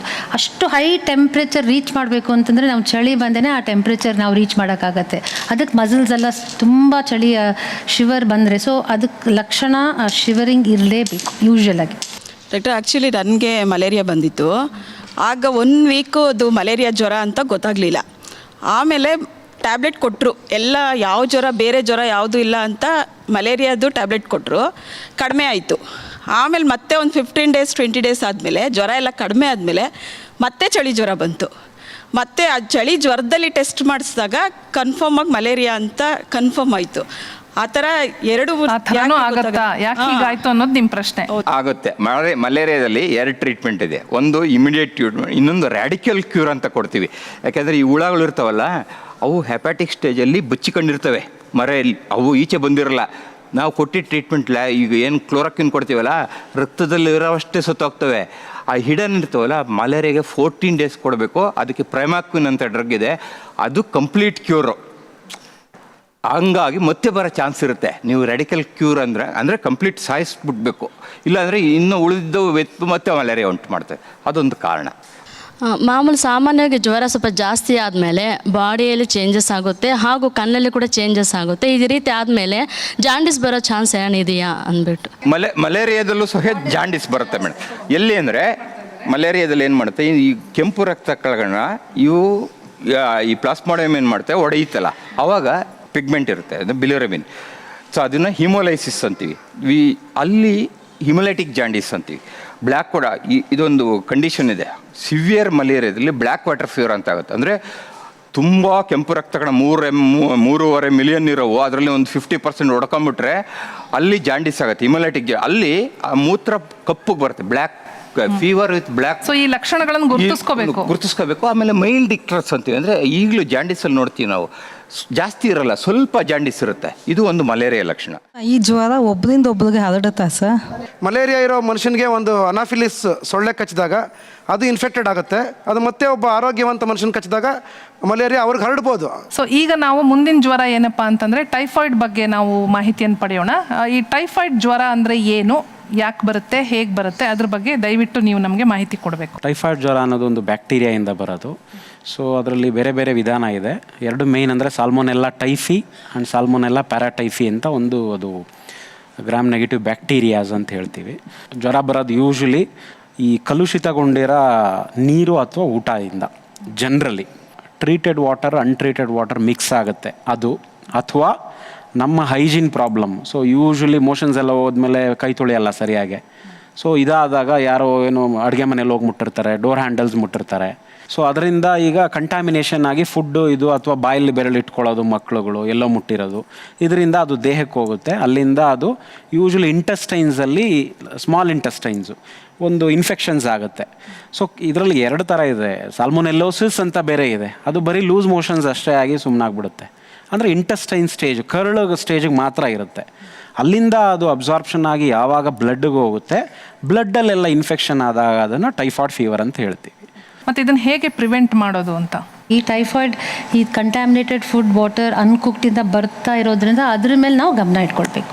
ಎಸ್, ಟೈಫಾಯ್ಡ್ಗೆ ಸಂಬಂಧಪಟ್ಟಾಗೆ ನಿಮಗೆ ಡೌಟ್ಸ್ ಇದ್ದರೆ ದಯವಿಟ್ಟು ಕೇಳಿ. ಅದು ಮನೆಯಲ್ಲೇ ಜ್ವರ ಬಂದಾಗ ನಾವೇ ತೀರ್ಮಾನ ತಗೊಳ್ಳೋ ಲಕ್ಷಣಗಳು ಗೊತ್ತಾಗುತ್ತಾ, ಅಥವಾ ಡಾಕ್ಟರ್ ಹತ್ರ ಹೋಗಿ ನಾವು ಬ್ಲಡ್ ಟೆಸ್ಟ್ ಮಾಡಿಸಿದಾಗಲೇ ನಮಗೆ ಗೊತ್ತಾಗೋದಾ? ಟೈಫಾಯ್ಡ್ ಎಲ್ಲರೂ ಮೊದಲನೇ ವಾರದಲ್ಲಿ ಹೋಗಿ ಟೆಸ್ಟ್ ಮಾಡಿಸ್ಬೇಡಿ. ವೈಡಾಲು ಪಾಸಿಟಿವ್ ಬರೋಕ್ಕೆ 1 ವಾರ ಬೇಕು, ಆ್ಯಂಟಿಬಾಡೀಸ್ ಡೆವಲಪ್ ಆಗೋದು. ಸೊ ಅದರಿಂದ ಟೈಫಾಯ್ಡ್ ಕಂಡುಹಿಡಿಬೋದು. ಒಂದು ವಾರ ಅಂತೂ ಮಿನಿಮಮ್ ಬೇಕು. ರೋಗ ಲಕ್ಷಣಗಳು, ಯಾವುದೇ ಒಂದು ಜ್ವರ ರೋಗ ಲಕ್ಷಣಗಳು ಆಗೋದಕ್ಕೆ ಮಿನಿಮಮ್ 1 ವೀಕ್ ಬೇಕೇ ಬೇಕು. ಹಂಗಾಗಿ ಯಾವ ಡಾಕ್ಟ್ರೂ ಇದೆ ಅಂತ ಹೇಳೋಕ್ಕಾಗಲ್ಲ. Okay doctor. ನನಗೆ ಹೋದ ವರ್ಷ ಟೈಫಾಯ್ಡ್ ಬಂತು, ತುಂಬ ತಲೆ ಕೂದಲೆಲ್ಲ ಉದುರೋಯ್ತು. ಯಾಕೆ ಟೈಫಾಯ್ಡ್ ಬಂದರೆ ತಲೆ ಕೂದಲು ಉದುರಿದ್ದು ಯಾಕೆ? ಟೈಫಾಯ್ಡ್ ಅಂತ ಬರೀ ಒಂದು ಫೀವರ್ ಅಂತಲ್ಲ, ಜನರಲ್ ಆಗಿ ತುಂಬ ಆರ್ಗನ್ಸ್ ಇಂಪ್ಯಾಕ್ಟ್ ಮಾಡುತ್ತೆ. ಹಸುವಾಗಿರಲ್ಲ, ಊಟ ಶಕ್ತಿ ಎಲ್ಲ ಜಾಸ್ತಿ ತಗೊಳಕ್ಕೆ ಸಾಧ್ಯ ಇಲ್ಲ, ಸಾಫ್ಟ್ ಡಯಟ್ ತಗೊಳ್ತಾ ಇರಬೇಕು, ಕರೆಕ್ಟ್ ಆಹಾರಗಳು ನಾವು ಯೂಸ್ ಮಾಡ್ದೇನೂ ಇರ್ಬೋದು. ಕೂದಲು ಫಾಸ್ಟಾಗಿ ಗ್ರೋ ಆಗೋ ಒಂದು ಸೆಲ್ ಬೇಕಲ್ಲ, ಅದಕ್ಕೆ ಜಾಸ್ತಿ ನಾವು ನ್ಯೂಟ್ರಿಷನ್ ಕೊಡಲೇಬೇಕು. ಆ ಟೈಫಾಯ್ಡಲ್ಲಿ ಅಷ್ಟೊಂದು ನ್ಯೂಟ್ರಿಷನ್ ಕೊಡದೇ ಆಗಿರೋದ್ರಿಂದ ಕೂದಲು ಫಸ್ಟು ನಿಮಗೆ ಕಾಣಿಸ್ಕೊಳ್ಳುತ್ತೆ. ತುಂಬ ಚೇಂಜಸ್ ಇರುತ್ತೆ, ಬಟ್ ಕೂದಲು ನಿಮಗೆ ಕಾಣಿಸ್ಕೊಳ್ಳುತ್ತೆ. ಬಿಕಾಸ್ ಅದಕ್ಕೆ ಚೆನ್ನಾಗಿ ನ್ಯೂಟ್ರಿಷನ್ ಕೊಡಬೇಕು. ಟೈಫಾಯ್ಡಲ್ಲಿ ನ್ಯೂಟ್ರಿಷನ್ ಅಷ್ಟು ಕೊಡೋಕ್ಕಾಗುತ್ತೆ, ಸಾಫ್ಟ್ ಡಯಟಲ್ಲಿ ಹೋಗ್ತಾ ಇರ್ತೀವಿ. S, okay. ಬಟ್ ನನ್ನ ಪ್ರಕಾರ ಒಂದು ಲಾಸ್ಟ್ ಥಿಂಗ್, ಟೈಫಾಯ್ಡ್ಗೆ ವ್ಯಾಕ್ಸಿನೇಷನ್ ಇದೆ. ಎಲ್ಲರೂ ಒಂದು ವ್ಯಾಕ್ಸಿನೇಷನ್ ತೊಗೊಂಡು ಇನ್ನು ಮುಂದೆ ಎಲ್ಲರೂ ಟ್ರೀಟ್ಮೆಂಟ್ ಹುಡುಕಬಾರ್ದು, ಪ್ರಿವೆಂಟಿವ್ ಹೋಗ್ಬಿಡ್ಬೇಕು. ಸೊ ವ್ಯಾಕ್ಸಿನೇಷನ್ ಇರೋದ್ರಿಂದ ಆ ವ್ಯಾಕ್ಸಿನೇಷನ್ 1 in 3 years ತಗೋಬೋದು. ಈಗ ಮಕ್ಕಳಿಗೆಲ್ಲ ಅವ್ರು ಕೊಡ್ತಾ ಇದ್ದಾರೆ ಎಕ್ಸ್ಪ್ಯಾಂಡೆಡ್ ಪ್ರೋಗ್ರಾಮ್ ಆಫ್ ಇಮ್ಯುನೈಸೇಷನ್. ಅಡಲ್ಟ್ಸ್ಗೆಲ್ಲ ಯಾರಿಗೂ ತಗೊಳ್ತಾ ಇಲ್ಲ. ಈಗ ಅಡಲ್ಟ್ಸ್ ಎಲ್ಲ ಕೂಡ ಟೈಫಾಯ್ಡ್ ವ್ಯಾಕ್ಸಿನೇಷನ್ ತಗೋಬೋದು. ಎಸ್. ಮತ್ತೆ ಮುಂದಿನ ಜ್ವರದ ಬಗ್ಗೆ ನಾವೀಗ ಮಾತಾಡೋಣ. ಅದು ಈ ಫ್ಲೂ ಅಂತಂದರೆ ಏನು? ಅದು ಕೂಡ ಏನೋ ಭಯ ಹುಟ್ಟಿಸುವಂಥ ಒಂದು ಹೆಸರು ಅಂದ್ಕೊಂಬಿಟ್ಟಿದ್ದೀವಿ ನಾವು. ಈ ಫ್ಲೂ ಜ್ವರಗಳು, ಆ ಗುಂಪಿನ ಜ್ವರಗಳು, ಮತ್ತು ಅದಕ್ಕೆ ಯಾವ ಥರ ಲಕ್ಷಣಗಳಿರುತ್ತೆ, ಅದಕ್ಕೆ ಏನು ಟ್ರೀಟ್ಮೆಂಟ್ ಕೊಡೋಕ್ಕಾಗತ್ತೆ, ಅದನ್ನು ಹೇಳಿ ಡಾಕ್ಟ್ರೆ. ವೈರಲ್ ಫ್ಲೂ, ಈಗ ಈ ಫ್ಲೂಗಳಲ್ಲಿ ಹೆಚ್ಚಾಗಿ ವೈರಸ್ಸಿಂದ ಹೆಚ್ಚಾಗಿ ಬರುತ್ತೆ. ಬಂದು ಫ್ಲೂ ಅಂದರೆ ಮುಖ್ಯವಾದ ಲಕ್ಷಣಗಳೇನೆಂದರೆ ಜ್ವರ, ಮೈಕೈ ನೋವು, ಆಮೇಲೆ ಕೀಲು ನೋವು, ತಲೆನೋವು, ಸುಸ್ತಾಗೋದು, ನೆಗಡಿ, ಕೆಲವರಿಗೆ ಕೆಮ್ಮು ಬರ್ಬೋದು. ಈ ರೀತಿಯ ರೋಗ ಲಕ್ಷಣಗಳು ಹೆಚ್ಚಾಗಿರುತ್ತೆ. H1N1 ಫ್ಲೂ ಅಂತ ಕೂಡ ಬಂದಿದೆ. Swine flu. H1N1 ಫ್ಲೂ ಅಂದರೆ ಏನು? ಅಂದರೆ H1N1 ಅಂದರೆ ಈಗ ಒಂದು ಹಂದಿ ಜೊತೆ ಒಡನಾಟ ಇದ್ದವ್ರಿಗೆ ಈಗ ಸ್ವೈನ್ ಫ್ಲೂ ಅಂತಲೂ ಅದನ್ನು ಕರೀತಾರೆ, ಹಂದಿ ಜ್ವರ ಅಂತ. ಇದು ಮೆಕ್ಸಿಕೋ, ಈ ರೀತಿ ಅಮೇರಿಕಾ ಸುತ್ತಮುತ್ತ ರಾಷ್ಟ್ರಗಳಲ್ಲಿ ಮೊದಲು ಕಾಣಿಸ್ಕೊಳ್ತು. ಯಾರು ಈ ಹಂದಿನ ಸಾಕಾಣಿಕೆ ಮಾಡ್ತಾಯಿದ್ರು, ಹಂದಿ ಜೊತೆ ಒಡನಾಟ ಹೆಚ್ಚಾಗಿತ್ತು, ಅವ್ರಿಗೆ ಹೆಚ್ಚಾಗಿ ಬರ್ತಾಯಿತ್ತು. Actually basically it's A zoonosis, ಅಂದರೆ ಪ್ರಾಣಿಗಳಲ್ಲಿ ಕಾಣಿಸ್ಕೊಳ್ಳೋ ಅಂಥ ಕಾಯಿಲೆ. ಪ್ರಾಣಿಗಳ ಜೊತೆ ಯಾರು ಸಂಪರ್ಕ ಇದ್ದರು ಮನುಷ್ಯ, ಅವನಿಗೆ ಪ್ರಾಣಿಗಳಿಂದ ಇದು ಹರಡಿತು. ಆಮೇಲೆ ಆಸ್ಪತ್ರೆಗಳಲ್ಲೂ ಕೂಡ ಇದಕ್ಕೆ ಸೂಕ್ತವಾದ ಚಿಕಿತ್ಸೆಯನ್ನು ಕೊಡ್ತಾ ಇದ್ದಾರೆ. ಅದರಲ್ಲೂ ನಾವೆಲ್ಲ ಈಗ ಮಳೆಗಾಲದಲ್ಲಿರೋದ್ರಿಂದ ಜ್ವರಗಳ ಬಗ್ಗೆ ಇನ್ನಷ್ಟು ಭಯ ಜಾಸ್ತಿ ಇದೆ. ಸೊ ಮಳೆಗಾಲದಲ್ಲಿ ಏನೇನು ಬರುತ್ತೆ ಸಮಸ್ಯೆಗಳು, ಯಾಕೆ ಜ್ವರ ಹೆಚ್ಚಾಗುತ್ತೆ ಅನ್ನುವ ಮಾತನ್ನು ನಾನೀಗ ಮುಂದುವರಿಸ್ತಾ ಇದ್ದೀನಿ. ಬನ್ನಿ ಡಾಕ್ಟರ್ಸ್ನ ಕೇಳೋಣ. ಈ ಮಳೆಗಾಲದಲ್ಲಿ ಯಾಕೆ ಜ್ವರಗಳು ಹೆಚ್ಚಿಗೆ ಬರುತ್ತೆ? ಇದೆಲ್ಲ ಸೀಸನಲ್ ಡಿಸೀಸಸ್ ಅಂತ ಹೇಳ್ತೀವಿ. ಒಂದೇ ಸೀಸನ್ ಇದ್ದರೆ ಮನುಷ್ಯ ಆರಾಮಾಗಿ ಅದೇ ಥರ ಇಟ್ಬಿಡ್ತಾನೆ. ಸೊ ಸೀಸನ್ ಚೇಂಜ್ ಆಗ್ತಿದ್ದಂಗೆ ಅದಕ್ಕೆ ಅಡ್ಜಸ್ಟ್ ಆಗೋದಕ್ಕೆ ಇದೊಂದು ವಿಧ ಅಷ್ಟೇ. ಜನರಲಿ ಬರೋದು ಅಪ್ಪರ್ ರೆಸ್ಪಿರೇಟರಿ ಇನ್ಫೆಕ್ಷನ್ಸ್, ಕೆಮ್ಮು, ಕಫ, ಸ್ವಲ್ಪ ತಲೆಭಾರ, ಸೈನಸ್ ಪ್ರಾಬ್ಲಮ್ಸ್, ಇದನ್ನೆಲ್ಲ ಕಾಮನ್ ಕೋಲ್ಡ್ ಅಂತ ಹೇಳ್ತೀವಿ. ಮಳೆಯಲ್ಲಿ ನೆಂದ್ರು ಇರ್ಬೋದು. ಯಾರನ್ನೇ ನೋಡಿದ್ರು ಈ ಮಳೆಗಾಲದಲ್ಲಿ ಅವ್ರಿಗೆ ಜ್ವರ ಇದ್ದೇ ಇರುತ್ತೆ. ಮಳೆಗಾಲದಲ್ಲಿ ಒಂದ್ಸಲ ಸಫರ್ ಆಗೋದು ಇದ್ದೇ ಇರುತ್ತೆ, ಏನು ಮಾಡೋಕ್ಕಾಗಲ್ಲ. ಒಂದು ವಿಧಾನ. ಇನ್ನೊಂದೇನೆಂದರೆ ಸಮಥಿಂಗ್ ಕಾಲ್ಡ್ ಮ್ಯೂಟೇಷನ್ಸ್ ಅಂತ ಹೇಳ್ತೀವಿ. ವೈರಸ್ಸು ಲಾಸ್ಟ್ ಇಯರ್ ಇದ್ದ ಫ್ಲೂನೇ ಹೇಳಿದ್ವಲ್ಲ, ಈ ಫ್ಲೂಗೆ ತಡೆಗಟ್ಟೋದೊಂದು ವ್ಯಾಕ್ಸಿನ್ ಕೊಡಿಸ್ಕೋಬೋದು. ಬಟ್ ಎವ್ರಿ ಇಯರ್ ತೊಗೋಬೇಕದು. ಏನಕ್ಕೆ ಅಂದರೆ ಒಂದು ವೈರಸ್ಸು ಈ ದಿನ ಇದ್ದಿದ್ದು ನೆಕ್ಸ್ಟ್ ಇಯರ್ ಅದೇ ಇರಲ್ಲ, ಮ್ಯೂಟೇಷನ್ಸ್ ಅಂತ ಆಗೋಗುತ್ತೆ. ಸೊ ಇದು ಚೇಂಜ್ ಆದಾಗ ಕೆಲವು ಆ್ಯಂಟಿಬಾಡೀಸು ನಮ್ಮಲ್ಲಿ ಏನು ಒಂದು ಇಮ್ಯುನಿಟಿ ಪವರ್ ಅಂತ ಹೇಳಿದ್ವಲ್ಲ, ಅದು ಸಾಕಾಗಲ್ಲ. ಏನಕ್ಕಂದರೆ ವೈರಸ್ಸೇ ಚೇಂಜ್ ಆಗೋಗಿರುತ್ತೆ, ಆ್ಯಂಟಿಬಾಡೀಸ್ ಇರೋದು ವೇಸ್ಟ್ ಆಗೋಗುತ್ತೆ. ಸೊ ಹೊಸದಾಗಿ ಅದಕ್ಕೆ ನಾವು ಅಡ್ಜಸ್ಟ್ ಆಗಬೇಕು. ಆವಾಗ ಈ ರೋಗ ಲಕ್ಷಣಗಳು ಮತ್ತೆ ಮಳೆಗಾಲದಲ್ಲಿ ಕಾಣಿಸ್ಕೊಳ್ತಾ ಇರುತ್ತೆ ಅಂತ. ಈಗ ಅವರನ್ನು ಕೇಳೋಣ. ಮಳೆಗಾಲದಲ್ಲಿ ಎಂತೆಂತಹ ಸಮಸ್ಯೆಗಳನ್ನು ನೀವು ಎದುರಿಸ್ತೀರಾ? ಯಾವುದೇ ತರಹದ ಸಮಸ್ಯೆ ಆಗಿರ್ಬೋದು, ಬರೀ ಜ್ವರ ಒಂದೇ ಅಲ್ಲ, ಅದು ಯಾವುವು? ಸಪೋಸ್ ಅನ್ಎಕ್ಸ್ಪೆಕ್ಟೆಡ್ ಆಗಿ ಮಳೆ ನೆಂದ್ಬಿಟ್ಟು ಬಂದಿದ ತಕ್ಷಣನೇ ಬರೋದು ತಲೆನೋವು. ತಲೆನೋವು ಯಾಕೆ ಬರುತ್ತೆ? ಮಳೆಯಲ್ಲಿ ನೆಂದ ತಕ್ಷಣ ತಲೆನೋವು ಬರುತ್ತೆ ಅಂತ ಹೇಳಿದ್ರು. ಮಳೆಯಲ್ಲಿ ನೆಂದ ತಕ್ಷಣ ಅಲರ್ಜಿ ಥರ ಮೂಗು ಫಸ್ಟ್ ಕಟ್ಕೊಳ್ಳುತ್ತೆ. ಮೂಗು ಕಟ್ಕೊಳ್ಳೋಕ್ಕೆ ಅಂತಂದರೆ ಸೈನಸಿಸ್ ಅಂತ ನಮ್ಮ ಬಾಡಿಯಲ್ಲಿ ನಮ್ಮ ಸ್ಕಲ್ನ ಲೈಟಾಗಿ ಇಟ್ಕೊಳ್ಳೋಕ್ಕೆ ಸೈನಸಿಸ್ ಅಂತ ಇರುತ್ತೆ. ಅಲ್ಲಿ ಬ್ಲಾಕ್ ಆಯಿತು ಅಂತಂದರೆ ಫಸ್ಟ್ ನಿಮಗೆ ಬರೋದು ತಲೆನೋವು. ನೆಕ್ಸ್ಟ್ ತುಂಬ ಕಿವಿನೋವು ಬರುತ್ತೆ. ನೆಗಡಿ ಆದಾಗ ಇಷ್ಟಿಚಿನ ಟ್ಯೂಬ್ ಅಂತ ಇದೆ ಕಿವಿ, ಇಲ್ಲಿ ಪ್ರೆಷರ್ ಜಾಸ್ತಿ ಆದಾಗ ತಮಟೆ ಒಳಗಡೆ ಪ್ರೆಷರ್ ಜಾಸ್ತಿ, ಪೇಯ್ನ್ ಬರುತ್ತೆ. ಎರಡು ಒಂದೇ ಕನೆಕ್ಷನ್. ನೆಗಡಿ ಅವ್ರು ಹೇಳೋದು ಮೂಗು ಕಟ್ಟುತ್ತೆ, ಗಂಟ್ಲು ನೋವು ಬರುತ್ತೆ, ಜೊತೆ ಕಿವಿ ನೋವು ಸಹಿತ ಬರುತ್ತೆ. ಓಕೆ, ಸೊಲ್ಯೂಷನ್ನು ಒಂದು ಸ್ಟೀಮ್ ಇನ್ಲೇಷನ್ ಅಂತ ಮಾಡಬೇಕು.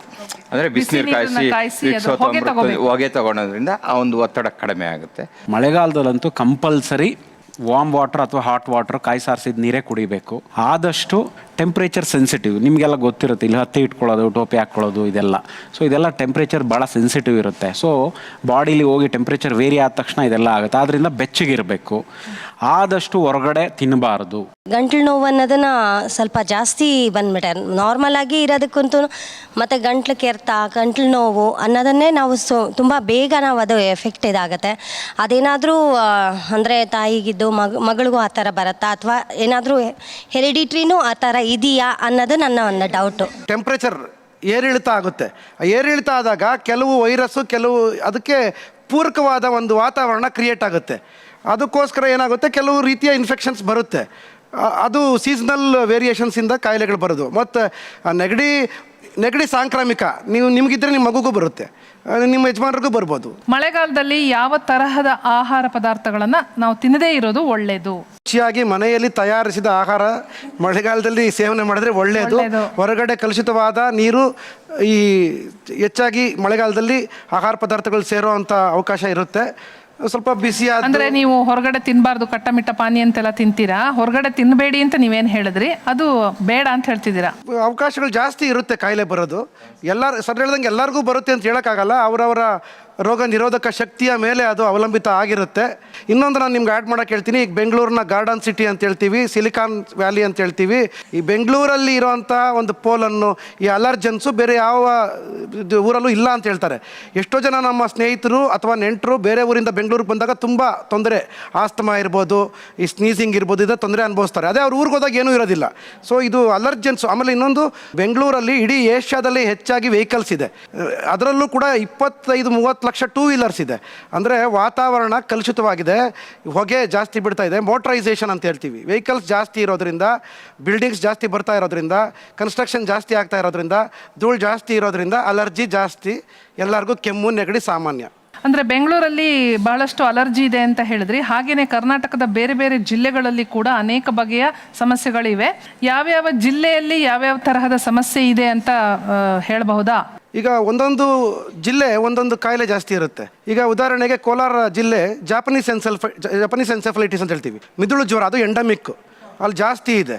ಆಮೇಲೆ ತುಮಕೂರು ಮತ್ತು ಸುತ್ತಮುತ್ತಲಿನ ಜಿಲ್ಲೆಗಳಲ್ಲಿ ಮಲೇರಿಯಾ ಜಾಸ್ತಿ ಇದೆ. ಈವನ್ ಈ ಕೋಸ್ಟಲ್ ರೀಜನಲ್ಲೂ ಕೂಡ ಫೈಲೇರಿಯಾಸಿಸ್ ಅಂತ ಜಾಸ್ತಿ ಇರುತ್ತೆ. ಈಗ ಎಂಡಿಮಿಸಿಟಿ ಅಂತ ಹೇಳ್ತೀವಿ, ಅಂದರೆ ಒಂದು ಕಾಯಿಲೆ ಒಂದು ಪ್ರಾಂತದಲ್ಲಿ ಜಾಸ್ತಿ ಇರುತ್ತೆ. ಅದು ಶಿವಮೊಗ್ಗ ಮತ್ತು ಸುತ್ತಮುತ್ತ ಕ್ಯಾಸ್ನೂರ್ ಫಾರೆಸ್ಟ್ ಡಿಸೀಸ್ ಅಂತ, ಅದು ಹೆಚ್ಚಾಗಿ ಕಾಣಿಸ್ಕೊಳ್ಳುತ್ತೆ. ಉತ್ತರ ಕರ್ನಾಟಕಕ್ಕೆ ಹೋದಾಗ ಏನನ್ನ ಅಬ್ಸರ್ವ್ ಮಾಡ್ಬೋದು? For example like Gulbarga, Bidar, ಅಥವಾ ನೀವು ಹೇಳಿದಾಗೆ ಹುಬ್ಳಿ, ಧಾರವಾಡ ಇಂಥ ಕಡೆಗಳಲ್ಲಿ ಹೆಚ್ಚಾಗಿ ಜಾಸ್ತಿ ಇರೋದ್ರಿಂದ ಸ್ವಲ್ಪ ಈ ವಾಂತಿ ಭೇದಿ, ಆಮೇಲೆ ಟೈಫಾಯ್ಡು, ಅಂದರೆ ಈ ನೀರಿನಿಂದ ಹರಡೋ ಕಾಯಿಲೆಗಳು ಅಲ್ಲಿ ಜಾಸ್ತಿ. ಆಮೇಲೆ ನೀರಿನ ಅವ್ರಿಗೆ ಸ್ವಲ್ಪ ಪ್ರಮಾಣ ಕೂಡ ಕಮ್ಮಿ, ಅವ್ರಿಗೆ ಕುಡಿಯೋ ನೀರಿನ ಪ್ರಮಾಣ. ಯಾಕಂದರೆ ಜಾಸ್ತಿ ಅವ್ರಿಗೆ ಮಳೆ ಬರೋದಿಲ್ಲ ಹೆಚ್ಚಾಗಿ, ಆಮೇಲೆ ಕುಡಿಯೋ ನೀರು ಹೆಚ್ಚಾಗಿ ದೊರೆಯೋದಿಲ್ಲ, ತುಂಬ ದಿನ ಶೇಖರಣೆ ಮಾಡ್ಕೊಂಡಿರ್ತಾರೆ. ಈ ನೀರಿನಿಂದ ಹರಡೋ ಕಾಯಿಲೆಗಳಿರ್ಬೋದು, ಆಮೇಲೆ ಸೊಳ್ಳೆಯಿಂದ ಹರಡೋ ಕಾಯಿಲೆಗಳು ಕೂಡ. ಯಾಕಂದರೆ ಅಲ್ಲಿ ನೀರಿನ ಪ್ರಮಾಣ ಕಡಿಮೆ ಇರೋದ್ರಿಂದ ಶೇಖರಣೆ ಮಾಡ್ಕೊಂಡಾಗ ಸ್ವಲ್ಪ ಸೊಳ್ಳೆ ಮೊಟ್ಟೆ ಹಾಕಿ ಅದು ಕೂಡ ಬರುತ್ತೆ. ತುಂಬ ಒಳ್ಳೆ ಮಾಹಿತಿಯನ್ನು ಕೊಟ್ರಿ, ನಮ್ಮ ಇಡೀ ಕರ್ನಾಟಕದ ಚಿತ್ರಣವನ್ನೇ ಕೊಟ್ರಿ. Thank you so much doctor. ಮಳೆಗಾಲದಲ್ಲಿ ಇರುವಂತಹ ಸಮಸ್ಯೆಗಳ ಬಗ್ಗೆ ನಿಮಗೆ ಏನಾದರೂ ಪ್ರಶ್ನೆಗಳಿದ್ದರೆ ನೀವು ಅದನ್ನು ಕೇಳಬಹುದು. ಕೋಲ್ಡ್ ಸೀಸನಲ್ಲಿ ಗದ್ದದ ಹತ್ರ ಊದ್ಕೊಳ್ಳುತ್ತಲ್ಲ, ಯಾಕೆ? ಲಿಂಫ್ ನೋಟ್ಸ್ ಅಂತೀವಿ ನಮ್ಮಲ್ಲಿ, ಸಬ್ಮ್ಯಾಂಡಿಬುಲರ್ ನೋಟ್ಸ್, ಇವು ಪ್ರೊಟೆಕ್ಟಿವ್ ಆರ್ಗನ್ಸ್. ಅವು ಇನ್ಫ್ಲಮೇಷನ್, ಹೆಂಗೆ ಗಂಟ್ಲಲ್ಲಿ ಗಾಯ ಆಗುತ್ತಲ್ಲ ಅದೇ ಥರ ಅವು ಊತ ಬರ್ತಾವೆ. ಅದಕ್ಕೆ ಏನು ಮಾಡ್ಬೋದು? ಪ್ರೈಮರಿ ಟ್ರೀಟ್ಮೆಂಟ್, ಈಗ ನಿಮ್ಮ ಗಂಟ್ಲು ನೋವಿಗೆ ಟ್ರೀಟ್ಮೆಂಟ್ ಅಂದರೆ ಇದು ತಾನಾಗಿ ವಾಸಿ ಆಗುತ್ತೆ. ಅದಕ್ಕೆ ಸಪರೇಟ್ ಟ್ರೀಟ್ಮೆಂಟ್. ಬೇರೆ ಕಾರಣಗಳಿಂದ ಬರುತ್ತೆ. ಈಗ ಕ್ಯಾನ್ಸರ್, ಲಿಂಫೋಮಾ ಅಂತೀವಿ, TBಯಿಂದ ಬರುತ್ತೆ. ಅಲ್ಲೆಲ್ಲ ತುಂಬ ದಪ್ಪ ಆಗ್ತಾ ಹೋಗುತ್ತೆ. ಇದು ಮೊಮೆಂಟ್ರಿ ದಪ್ಪ ಆಗಿ ಗಂಟ್ಲಿಗೆ ನೋವು ವಾಸಿ ಆದ ತಕ್ಷಣ, ಗಂಟ್ಲದ್ದು ಫೆರೆಂಜೈಟಿಸ್ ಎಲ್ಲ ವಾಸಿ ಆದ ತಕ್ಷಣ ಕಡಿಮೆ ಆಗುತ್ತೆ. ಈ ಮಳೆಗಾಲದಲ್ಲಿ ಪ್ರತಿದಿನ ಸ್ನಾನ ಮಾಡಬಹುದಾ? ಇದ್ರ ಬಗ್ಗೆ ತಲೆಗೆ, ಮೈಗಲ್ಲ, ತಲೆಗೆ ಪ್ರತಿದಿನ ಸ್ನಾನ ಮಾಡಬಹುದಾ? ಏನಂತೀರ ಡಾಕ್ಟರ್? ಮಾಡಲೇಬೇಕು. ತಲೆ ಸ್ನಾನ ಮಾಡಿದ್ರೆ ತಪ್ಪೇನಿಲ್ಲ. ಬಟ್ ಅದನ್ನು ಇಮಿಡಿಯೇಟಾಗಿ ಅದು ಡ್ಯಾಂಪ್ ಆಗಿ ಇಟ್ಕೋಬಾರ್ದು. ಡ್ರೈ ಮಾಡಿ ಇಮಿಡಿಯೇಟಾಗಿ ಇಟ್ಕೊಂಡ್ರೆ ತಲೆ ಕೂದಲನ್ನ ಒರೆಸ್ಕೊಂಡ್ರೆ ನಿಮಗೇನು ತೊಂದರೆ ಬರೋದಿಲ್ಲ. ಮಳೆಗಾಲದಲ್ಲಿ ಏನಾದರೂ ಪ್ರಶ್ನೆ ಇದ್ದರೆ, ಡೌಟ್ಸ್ ಇದ್ದರೆ ಕೇಳಿ. ಸುಮಾರು 15 ದಿವಸದಿಂದ ಬೆಂಗಳೂರು ಒಂದೇ ಸಮ ಮಳೆ ಸುರಿತಾನೆ ಇದೆ. ಸೊ ಇವಾಗ ನಾವು ಮಳೆಯಲ್ಲಿ ಓಡಾಡಿ ಮತ್ತು ಮನೆ ಮುಂದೆಗಡೆ ನೀರು ಬರುತ್ತೆ ಅಂತ ತಳ್ಳಿ ಗ್ರೇಟ್ ಮೇಲೆ ಓಡಾಡಿ ಕಾಲೆಲ್ಲ ಎಳೆಯೋದು, ಈ ಮಂಡಿ ಎಲ್ಲ ನೋವಾಗುತ್ತೆ ಕುತ್ಕೊಂಡಾಗ ಮಾಡಿದಾಗ. ಇವಾಗ ನಾವು ಬಿಸಿಲುಗಾಲದಲ್ಲಿ ಎಷ್ಟು ಚೆನ್ನಾಗಿರ್ತೀವೋ ಈ ಮಳೆಗಾಲದಲ್ಲಿ ಪೇನ್ ಸ್ಟಾರ್ಟ್ ಆಗುತ್ತೆ. ಅದು ಕಾರಣ. ಸೆಕೆಂಡ್ ಒನ್ನು, ಈಗ ನಮ್ಮ ಅಜ್ಜಿಯವರ ಹೇಳ್ತಾಯಿದ್ರು, ಮಳೆ ಬಂದಾಗ ಮನೇಲಿ ನೆನೆಸ್ರಿ ಮಕ್ಕಳನ್ನ, ಬಿಸಿಲು ಬಂದಾಗ ಒಣಗಲಿ, ಚಳಿಲಿ ಬೆಳೀಲಿ, ಆವಾಗಲೇ ಮಕ್ಕಳು ಚೆನ್ನಾಗೇ ಸ್ಟ್ರೆಂತ್ ಆಗ್ತಾರೆ ಅಂತ. ಇವಾಗ ನಾವು ಇಷ್ಟೊಂದು ಸೆನ್ಸಿಟಿವ್ ಆಗಿಬಿಟ್ಟಿದ್ದೀವಿ. ಖಾಲಿ 2 ವಾರ ಮಳೆಗೇನೆ ಕಾಲು ನೋವು, ಮಂಡಿ ನೋವು ಅಂದರೆ ಮತ್ತೆ ನಮಗೆ ರಿಜಿಸ್ಟ್ರೇಷನ್ ಪವರ್ ಎಲ್ಲ ಹೊರಟೋಯ್ತಾರೆ ಡಾಕ್ಟ್ರೇ. ಮಳೆಯಲ್ಲಿ ನೆನಿಬೇಕು, ಆಮೇಲೆ ಬಿಸಿಲಲ್ಲೂ ಒಣಗಬೇಕು. ಬಿಸಿಲಲ್ಲಿ ಒಣಗಿದ್ರೆ ವೈಟಮಿನ್ ಡಿ ಬರೋದು, ಇಲ್ಲಾಂದರೆ ವೈಟಮಿನ್ ಡಿ ಎಲ್ಲಿ ಬರುತ್ತೆ? ಈಗ ಎಷ್ಟೋ ಜನಕ್ಕೆ 40 ವರ್ಷಕ್ಕೆ ಎಲ್ಲ ಮೂಳೆ ನಾವೆಲ್ಲ ವೈಟಮಿನ್ ಡಿ ಡಿಫಿಷಿಯನ್ಸಿಯಿಂದ ಆಗ್ತಾ ಇರೋದು. ನಾವೆಲ್ಲ ಕವರ್ ಮಾಡ್ಕೋತೀವಿ, ಕ್ರೀಮ್ಗಳು ಹಚ್ಕೋತೀವಿ, ವೈಟಮಿನ್ ಡಿನೇ ಒಳಗಡೆ ಹೋಗ್ತಾ ಇಲ್ಲ. ಅದು ನಿಜ. ಅವ್ರು ಹೇಳಿರೋದು ನ್ಯಾಚುರಲ್ ಇಮ್ಯುನಿಟಿ ಬೆಳೆಸೋಕ್ಕೆ ಅವ್ರ ಅಜ್ಜಿಗಳು ಹೇಳ್ತಾ ಇದ್ರು. ಬಟ್ ಡಾಕ್ಟರ್, ಈಗ ಮಳೆಗಾಲದಲ್ಲಿ ನೀರಿನಲ್ಲಿ ಕೆಲಸ ಮಾಡ್ತಾರೆ ತುಂಬ ಜನ. ಆವಾಗ ಅವ್ರ ಕಾಲುಗಳ ಬೆರಳುಗಳ ಸಂಧಿಯಲ್ಲಿ ಫಂಗಲ್ ಇನ್ಫೆಕ್ಷನ್ ಆಗುತ್ತಲ್ಲ, ಅದು ಸಹಜವಾಗಿ ಗುಣ ಆಗುತ್ತಾ? ಅದಕ್ಕೆ ಟ್ರೀಟ್ಮೆಂಟ್ ತಗೋಬೇಕಾ? ಜನರಲಿ ಅದು ಕ್ಯೂರ್ ಆಗೋಗುತ್ತೆ. ಕ್ಯೂರ್ ಆಗ್ತಿಲ್ಲ ಅಂದರೆ ಫಸ್ಟ್ ಪಾಯಿಂಟ್ ನೋಡಬೇಕು ಅಂದರೆ ಶುಗರ್ ಇದೆಯಾ ಅಂತ ನೋಡಬೇಕು. ಇದನ್ನು ಇಂಟರ್ಟ್ರಿಗೋ ಅಂತ ಹೇಳ್ತೀವಿ. ಈ ಶುಗರ್ ಇರೋರಿಗೆ ಮಳೆಗಾಲ ಚಳಿಗಾಲ ಅಲ್ಲ, ಎಲ್ಲ ಟೈಮಲ್ಲೂ ಇರುತ್ತೆ. ಅದು ಮಳೆಗಾಲದಲ್ಲಿ ಇನ್ನೂ ಜಾಸ್ತಿ ಆಗುತ್ತೆ. ಸೊ ಯಾರಿಗೇ ಆಗಲಿ ಅದು ಕ್ಯೂರ್ ಆಗ್ತಿಲ್ಲ ಅಂತ ಹೇಳಿದ್ರೆ ಅದು ಶುಗರ್ ಒಂದ್ಸಲ ಚೆಕ್ ಮಾಡಬೇಕು. ಆಮೇಲೆ ಪ್ರತಿದಿನ ಅಂಥವ್ರು ಈ ಥರ ಅಂಥವ್ರು ಮಲ್ಕೊಳ್ಳೋದಕ್ಕೂ ಮೊದಲು ಕಾಟನ್ನೋ ಬಟ್ಟೆನೋ ತೊಗೊಂಡು 2 ಕಾಲು ಯಾಕಂದರೆ ತೇವಾಂಶ ಜಾಸ್ತಿ ಬೆರಳು ಮಧ್ಯ, ಕ್ಲೀನ್ ಮಾಡ್ಕೊತಾ ಇರ್ಬೇಕು. ಡ್ರೈ ಇಟ್ಕೊಂಡು ಮಲಗಬೇಕು ಅಷ್ಟೇ. ನನ್ನ ಮಗನಿಗೆ ಜ್ವರ ಬಂದರೆ ಉಸಿರು ತುಂಬ ಎಳಿತಾನೆ, ಒಂಥರ ಸೌಂಡ್ ಬರುತ್ತೆ. ಯಾಕೆ? ಅಲರ್ಜಿಕ್ ರೈನಿಟಿಸ್ ಇವ್ರು ಹೇಳಿದ್ರಲ್ಲ, ಕೆಳಭಾಗದಲ್ಲಿ ಶ್ವಾಸಕೋಶ ನಾಳಗಳಿರ್ತೀವಿ, ಲಕ್ಷಾಂತರ ಗಾಳಿ ಹೋಗ್ಬೇಕಾದ್ರೆ ಮುಚ್ಕೊಂಡಂಗೆ ಆದಾಗ ಗಾಳಿ ಹೋಗೋದು ಸಣ್ಣ ಆಗುತ್ತಲ್ಲ, ಅವಾಗ ಉಸಿರಾಟ ಜಾಸ್ತಿ ಆಗುತ್ತೆ. ನಾರ್ಮಲಾಗಿ 18ರಿಂದ 20 ಉಸಿರ, 30-40 ಉಸಿರ, ಅದನ್ನೇ ಉಪ್ಸ ಅಂತೀವಿ. ತುಂಬ ಜಾಸ್ತಿ ಆಯಿತು ಅಂದರೆ ಪಿಪಿ ಒದ್ದಂಗೆ ಸಿಳಿ ಹೊಡೆಯುತ್ತೆ. ಇನ್ನೂ ಜಾಸ್ತಿ ಇದ್ದರೆ ಉಪ್ಸ ಬರುತ್ತೆ. ಇದನ್ನು ಬ್ರಾಂಕಿಲಸ್ ಮತ್ತು ಅಲರ್ಜಿಕ್ ಬ್ರಾಂಕೈಟಿಸ್. ಅದಕ್ಕೆ ಇತ್ತೀಚೆಗೆ ಇನ್ನೇಲರ್ಸ್ ಅಂತಲ್ಲ, ಡಾಕ್ಟರ್ ಹತ್ರ ತೋರಿಸಿ, ಮಕ್ಕಳ ಡಾಕ್ಟರ್ ಹತ್ರ ತೋರಿಸಿ ಇನ್ನೇಲರ್ಸ್ ಅಂತ ಅಂದರೆ ಮುಚ್ಕೊಂಡಿರೋ ನಾಳ ಅಗಲ ಮಾಡೋದಕ್ಕೆ ಇನ್ನೇಲರ್ಸ್ ಅಂತ, ರೋಟೈಲರ್ಸ್ ಅಥವಾ ಸಿರಪ್ಸ್ ಎಲ್ಲ ಕೊಡ್ತಾರೆ. ಈ ಮನೆಯ ವಾತಾವರಣವನ್ನ, ಮನೆಯ ಸುತ್ತಮುತ್ತಲಿನ ವಾತಾವರಣವನ್ನ, ಒಳಗಿನ ವಾತಾವರಣವನ್ನ ಮಳೆಗಾಲದಲ್ಲಿ ನಾವು ಹೇಗೆ ಇಟ್ಕೋಬೇಕು? ನಾವು ಎನ್ವೈರನ್ಮೆಂಟ್, ಪರಿಸರನ 2 ಥರ ವಿಂಗಡಣೆ ಮಾಡ್ಬೋದು. Internal environment, external environment. ತಾವು ಹೇಳ್ದಂಗೆ ಮನೆ ಒಳಗಡೆ ಮತ್ತು ಮನೆ ಹೊರಗಡೆ. ಮನೆ ಹೊರಗಡೆ ಮಳೆ ನೀರು ಬಂದು ನಿಲ್ದಾಗೆ ನೋಡ್ಕೋಬೇಕು. ಮನೆ ಮುಂದೆ ಚರಂಡಿ ಇರ್ಬೋದು, ಮನೆ ಮುಂದೆ ಯಾವುದೇ ಪಾತ್ರೆಗಳು ಅಥವಾ ಹಳೆ ಏನೇ ಒಂದು ಪ್ಲಾಸ್ಟಿಕ್ ಬಕೆಟ್ ಏನೇ ಅದರಲ್ಲಿ ನೀರು ನಿಲ್ದಾಗ ನೋಡ್ಕೋಬೇಕು. ಅದು ನೀರು ನಿಂತರೆ ಸೊಳ್ಳೆ ಮೊಟ್ಟೆ ಹಾಕಿ ಡೆಂಗಿ ಇರ್ಬೋದು, ಚಿಕನ್ ಗುನ್ಯಾ ಇರ್ಬೋದು, ಅಥವಾ ಈಗ ಚರಂಡಿದಲ್ಲಿ ನೀರು ನಿಂತರೆ ಮಿದುಳು ಜ್ವರ ಇರ್ಬೋದು, ಈ ಥರದ್ದೆಲ್ಲ ಖಂಡಿತ ಬರುತ್ತೆ. ಸೊ ಮನೆ ಮುಂದೆ ನೀರು ನಿಲ್ದಾಗೆ ನೋಡ್ಕೊಳ್ಳೋದು ಬಹಳ ಒಂದು ಮುಖ್ಯವಾದದ್ದು. ಈಗ ನಾವು ಸಾಕಷ್ಟು ಸೊಳ್ಳೆ ಬಗ್ಗೆ ಮಾತಾಡಿದೆ ಅಂದರೆ ನನ್ನ ಮುಂದಿನ ಪ್ರಶ್ನೆ ಅದ್ರ ಬಗ್ಗೆನೇ ಇದೆ. ಎಲ್ಲರೂ ಏನು ಮಾಡ್ತೀವಿ ನಾವು ಅಂತಂದರೆ, ಈ ಸೊಳ್ಳೆ ಬತ್ತಿ ಇರ್ಬೋದು ಅಥವಾ ಈಗ ಏನೇನೋ ವೆರೈಟಿ ಆಫ್ ಸೊಳ್ಳೆ ನಿವಾರಣಾ ವಸ್ತುಗಳೇ ಬಂದಿವೆ, ಮಾರ್ಕೆಟಲ್ಲಿ ಲಭ್ಯ ಇದೆ. ಎಷ್ಟರ ಮಟ್ಟಿಗೆ ಅದು ಆರೋಗ್ಯಕ್ಕೆ ಹಾನಿಕಾರಕ ಆಗಬಹುದು ಅನ್ನೋದೊಂದು ಪ್ರಶ್ನೆ. ಸೊಳ್ಳೆ ನಿವಾರಕ ರೆಪಲೆಂಟ್ಸ್ ಅಂತ ಹೇಳ್ತೀವಿ. ಆಮೇಲೆ ನೀವು ಹೇಳ್ದಂಗೆ ಸೊಳ್ಳೆ ಬತ್ತಿಗಳು ಉಪಯೋಗ ಇರ್ಬೋದು. ಬಟ್ ಕೆಲವರಿಗೆ ಅದು ಅಲರ್ಜಿ ಆಗ್ಬೋದು. ನನ್ನ ಪ್ರಕಾರ best is personal protective measures. ಅಂದರೆ ಸೊಳ್ಳೆ ಪರ್ದ ಹಾಕ್ಕೊಳ್ಳೋದು ಅದು ಸೇಫ್, ಅದರಿಂದ ಯಾವುದೇ ಸೈಡ್ ಎಫೆಕ್ಟ್ ಇಲ್ಲ. ಆಮೇಲೆ ಕೆಲವು ಮುಲಾಮುಗಳು ಬರುತ್ತೆ, ಅದರಿಂದ ಕೂಡ ಏನು ಅಂಥ ಸಮಸ್ಯೆ ಆಗ್ತಾ ಇಲ್ಲ. ಈಗ ಸರ್ಕಾರದಿಂದಲೂ ಕೂಡ ಈ ಜೆನೆಟಿಕ್ ಇದಂತ ಗ್ಯಾಂಬೂಸಿಯಾ ಫಿಶ್ ಅಂತ ಬಿಟ್ಟಿದ್ದಾರೆ ಮೇಡಮ್. ಸರ್ಕಾರದಿಂದ ಎಲ್ಲೆಲ್ಲಿ ಬಾವಿಗಳಿದೆ ಅಲ್ಲೆಲ್ಲ ಗ್ಯಾಂಬೂಸಿಯಾ ಫಿಶ್ ಅಂತ ಬಿಟ್ಟು ಅವು ಮೊಟ್ಟೆನ ಲಾರ್ವನ ತಿಂದಾಕ್ಬಿಡ್ತವೆ. ಸೊಳ್ಳೆ ಅಭಿವೃದ್ಧಿನೇ ಕಡಿಮೆ ಮಾಡುತ್ತೆ. ಆಮೇಲೆ ಇನ್ನೂ ಒಂದು ಬಂದಿದೆ ಜೆನೆಟಿಕ್ ಆಗಿ, ಇವನ್ ಅನಾಫಿಲಿಸ್ ಎಲ್ಲ ಮಾಸ್ಕಿಟೋಗಳು ಜೀನ್ ಮಾಡಿಫಿಕೇಶನ್, ಸೊಳ್ಳೆ ಅಭಿವೃದ್ಧಿ ಆಗದಂಗೆ ಈಗ ಹೆಂಗೆ ನಾವು ಸ್ಟೆರಿಲೈಸ್ ಮಾಡ್ತೀವಿ ಮಕ್ಕಳು, ಆ ರೀತಿದು ಈ ಅಡ್ವಾನ್ಸ್ಮೆಂಟ್ ನೆಕ್ಸ್ಟ್ ಬರ್ತಾ ಇದೆ. ಕೆಲವರಿಗೆ 4-5 ವರ್ಷ ಆದರೂ ಜ್ವರ ಅಂತ ಬಂದಿರಲ್ಲ, ಆಗ ಅದೇನಾದರೂ ಭಯ ಪಡಬೇಕಾದಂಥ ವಿಚಾರನ? ಇಲ್ಲ, 4-5 ವರ್ಷದಿಂದ ಜ್ವರ ಬಂದಿಲ್ಲ ಅಂತಂದರೆ ಚೆನ್ನಾಗಿ ಅವ್ರನ್ನ ನೋಡ್ಕೊಳ್ತಾ ಇದ್ದಾರೆ ಅಂತ ನನ್ನ ಪ್ರಕಾರ. ಜೀವಮಾನ ಫುಲ್ ಜ್ವರ ಬಂದಿಲ್ಲ ಅಂದ್ರೂ ತೊಂದರೆ ಇಲ್ಲ, ಅದ್ರ ಬಗ್ಗೆ ಏನು ವರಿ ಮಾಡಬೇಕಾಗಿಲ್ಲ. ಮಳೆಗಾಲದಲ್ಲಿ ನಿಮಗೆಲ್ಲರಿಗೂ ಜ್ವರದ ಬಗ್ಗೆ ಸಾಕಷ್ಟು ಭಯ ಇತ್ತು, ಸಾಕಷ್ಟು ಪ್ರಶ್ನೆಗಳಿದ್ವು. ಆ ಎಲ್ಲ ಪ್ರಶ್ನೆಗಳಿಗೆ ಉತ್ತರ ಸಿಕ್ತು ಈ ಸಂಚಿಕೆಯ ಮೂಲಕ ಅಂತ ಅಂದ್ಕೊಂಡು ಇವತ್ತಿನ ಈ ಸಂಚಿಕೆಯನ್ನು ಇಲ್ಲಿಗೆ ಮುಗಿಸ್ತಾ ಇದ್ದೀವಿ. ಮುಂದಿನ ಸಂಚಿಕೆಯಲ್ಲಿ ಮತ್ತೊಂದು ವಿಷಯ, ಮತ್ತಷ್ಟು ಎಕ್ಸ್ಪರ್ಟ್ ಡಾಕ್ಟರ್ಸ್ ಜೊತೆ ನಿಮ್ಮನ್ನು ಭೇಟಿಯಾಗೋದಕ್ಕೆ ಬಂದೇ ಬರ್ತೀವಿ. ಅಲ್ಲಿವರೆಗೂ ಕಾಯ್ತಿರಲ್ಲ. ಟೇಕ್ ಕೇರ್, ಬಾಯ್.